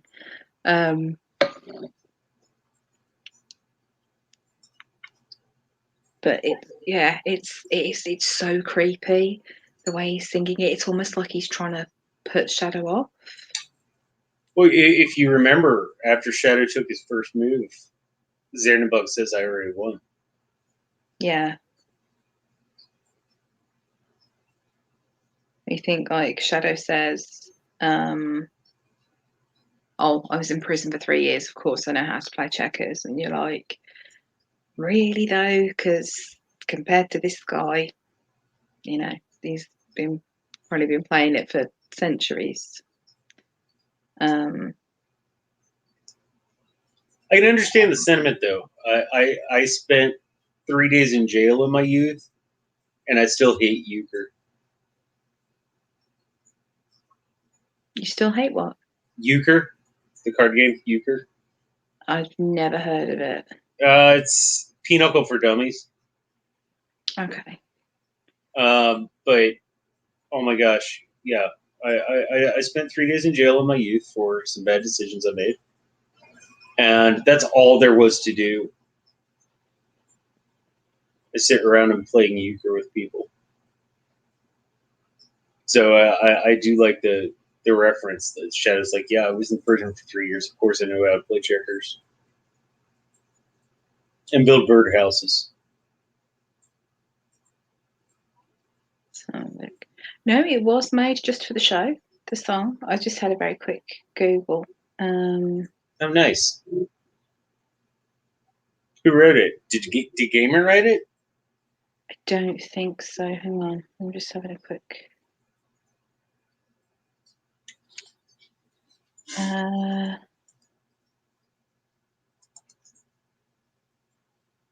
So it's from an interview with Michael Green, who's the other showrunner, along with Brian Fuller. And let's have a look. It's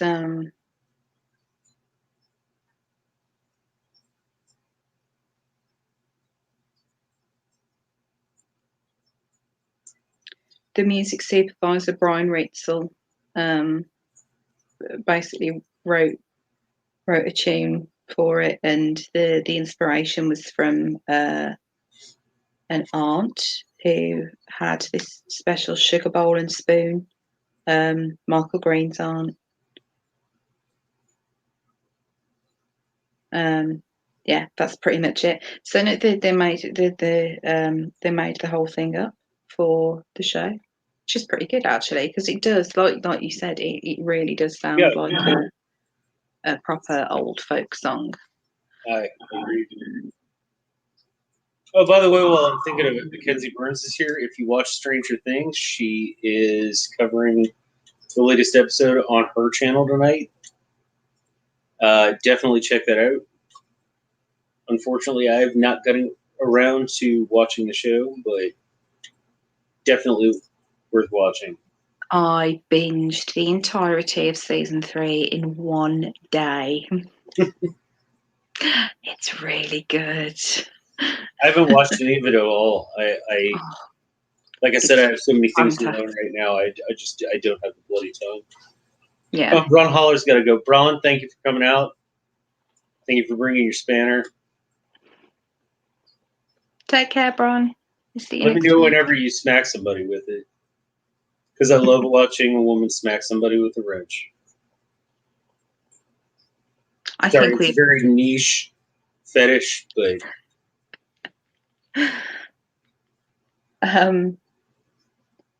I think we've only ever had one really random weirdo in the chat. Yeah, which is pretty surprising because we've been running this for like almost 6 months now. Yeah, that's sod's law now that we're just gonna like get spammed by some weird trolls next week. Johnny says it's not that niche. Okay, fair enough, Johnny. We won't kink shame you either.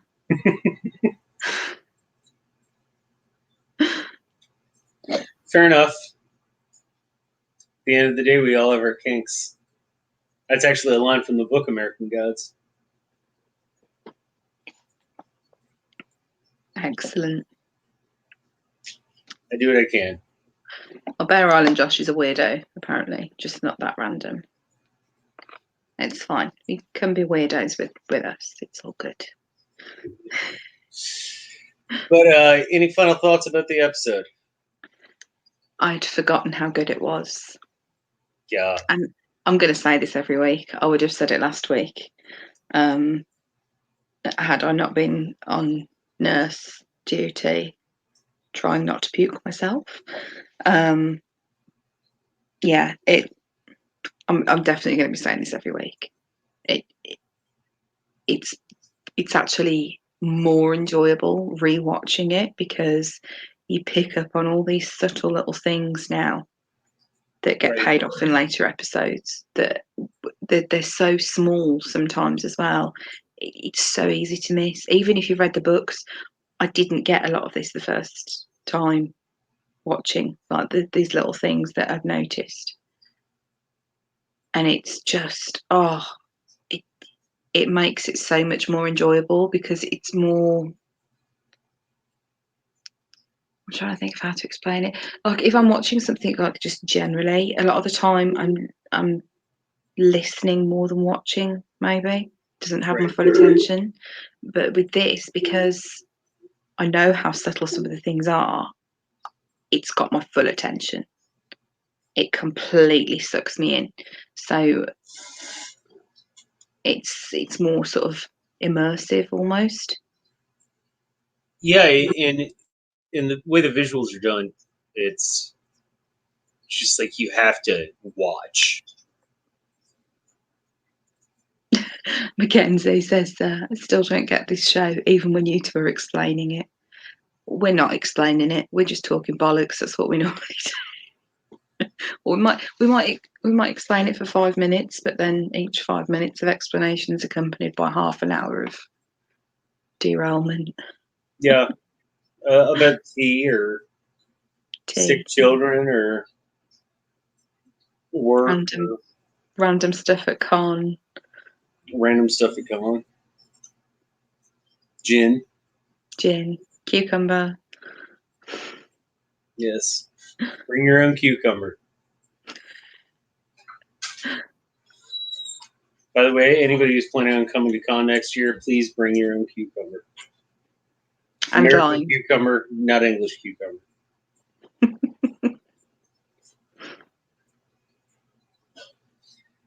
But yeah, every episode there's just so many nuances. It really shows that Gaiman is so integral to the show adaptation being done, and I really like that.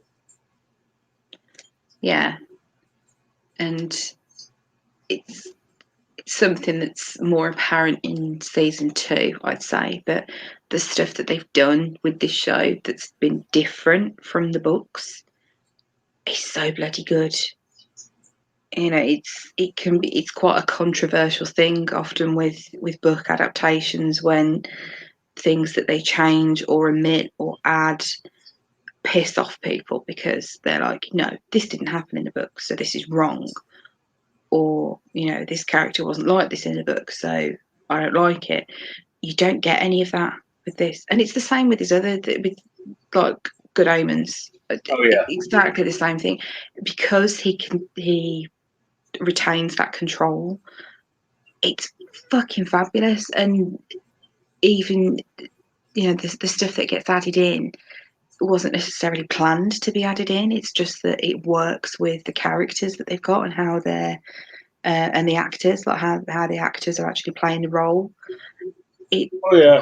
After my, I want to say 5th watch through now of Good Omens, the first half of episode 3 is one of my favorite parts, and that has nothing to do with the book. It does. I heard the best thing ever the other day. Ineffable Husbands. That's what they've called. So much fan fiction has come off the back of this. So yeah, they're now being referred to as Ineffable Husbands, and it reminds me of, because I'm absolutely crazy about the TV show of Hannibal. And there's a bit in that where Hannibal and Will Graham are referred to as murder husbands, and that became like that phrase. It's only mentioned once in the show, and people really latched onto that, and it's used in a lot of like the fan fictions or how people talk about them. They're referred to as murder husbands all the time. It's just really funny when somebody was like, they're ineffable husbands. Nice. It's just really cute. Yeah, I know you're a huge Hannibal fan. Fannibal. Yay. You spent far more than I did on pictures. I did. Yeah, I bought a $250 autographed Hannibal poster at Con. Only I would go to Con of Thrones and like a Game of Thrones specific convention and come away with stuff that had fuck all to do with it. I bought BSG signed photos. So I got the one that was just Mads Mikkelsen as well. Oh, nice. Yeah. So actually, it was over $300 on a Hannibal autograph shit. But I did make Nicola Costa-Waldau laugh because of it. Nice. So I showed him the picture that I'd bought of Mads Mikkelsen because he's also Danish, and they're real life friends. And told him that I'd spent all my money on Danish men that weekend, and he properly giggled. It was awesome. Nice. Yeah, you just need to throw Viggo Mortensen in there, and you'll have like the trifecta. Nah, not interested. I only wanted a picture with Nicola just because it was a cool opportunity. But yeah, Mads, I'd quite happily run away with Mads Mikkelsen. I won't tell Ben. Oh, Ben knows. Okay, fair enough. Yeah. Bear Island Josh has to dip out. Thanks, Bear Island Josh, for stopping by. It's always good to see you, man. Oh, actually, bye, Josh. I think we're going to go ahead and drop out here soon. Unless any final thoughts about the show? About this episode? Just, it was really good. You want to give a ranking? Oh, fuck. I totally forgot about doing those. Well, we don't always do those on here. We don't, but we should. I will give it 9.8 out of 10 hammers to the head. Ooh, nice one. Nice one. We might see a hammer the next episode. So we might see a hammer to the head next episode. We might. What's your ranking then?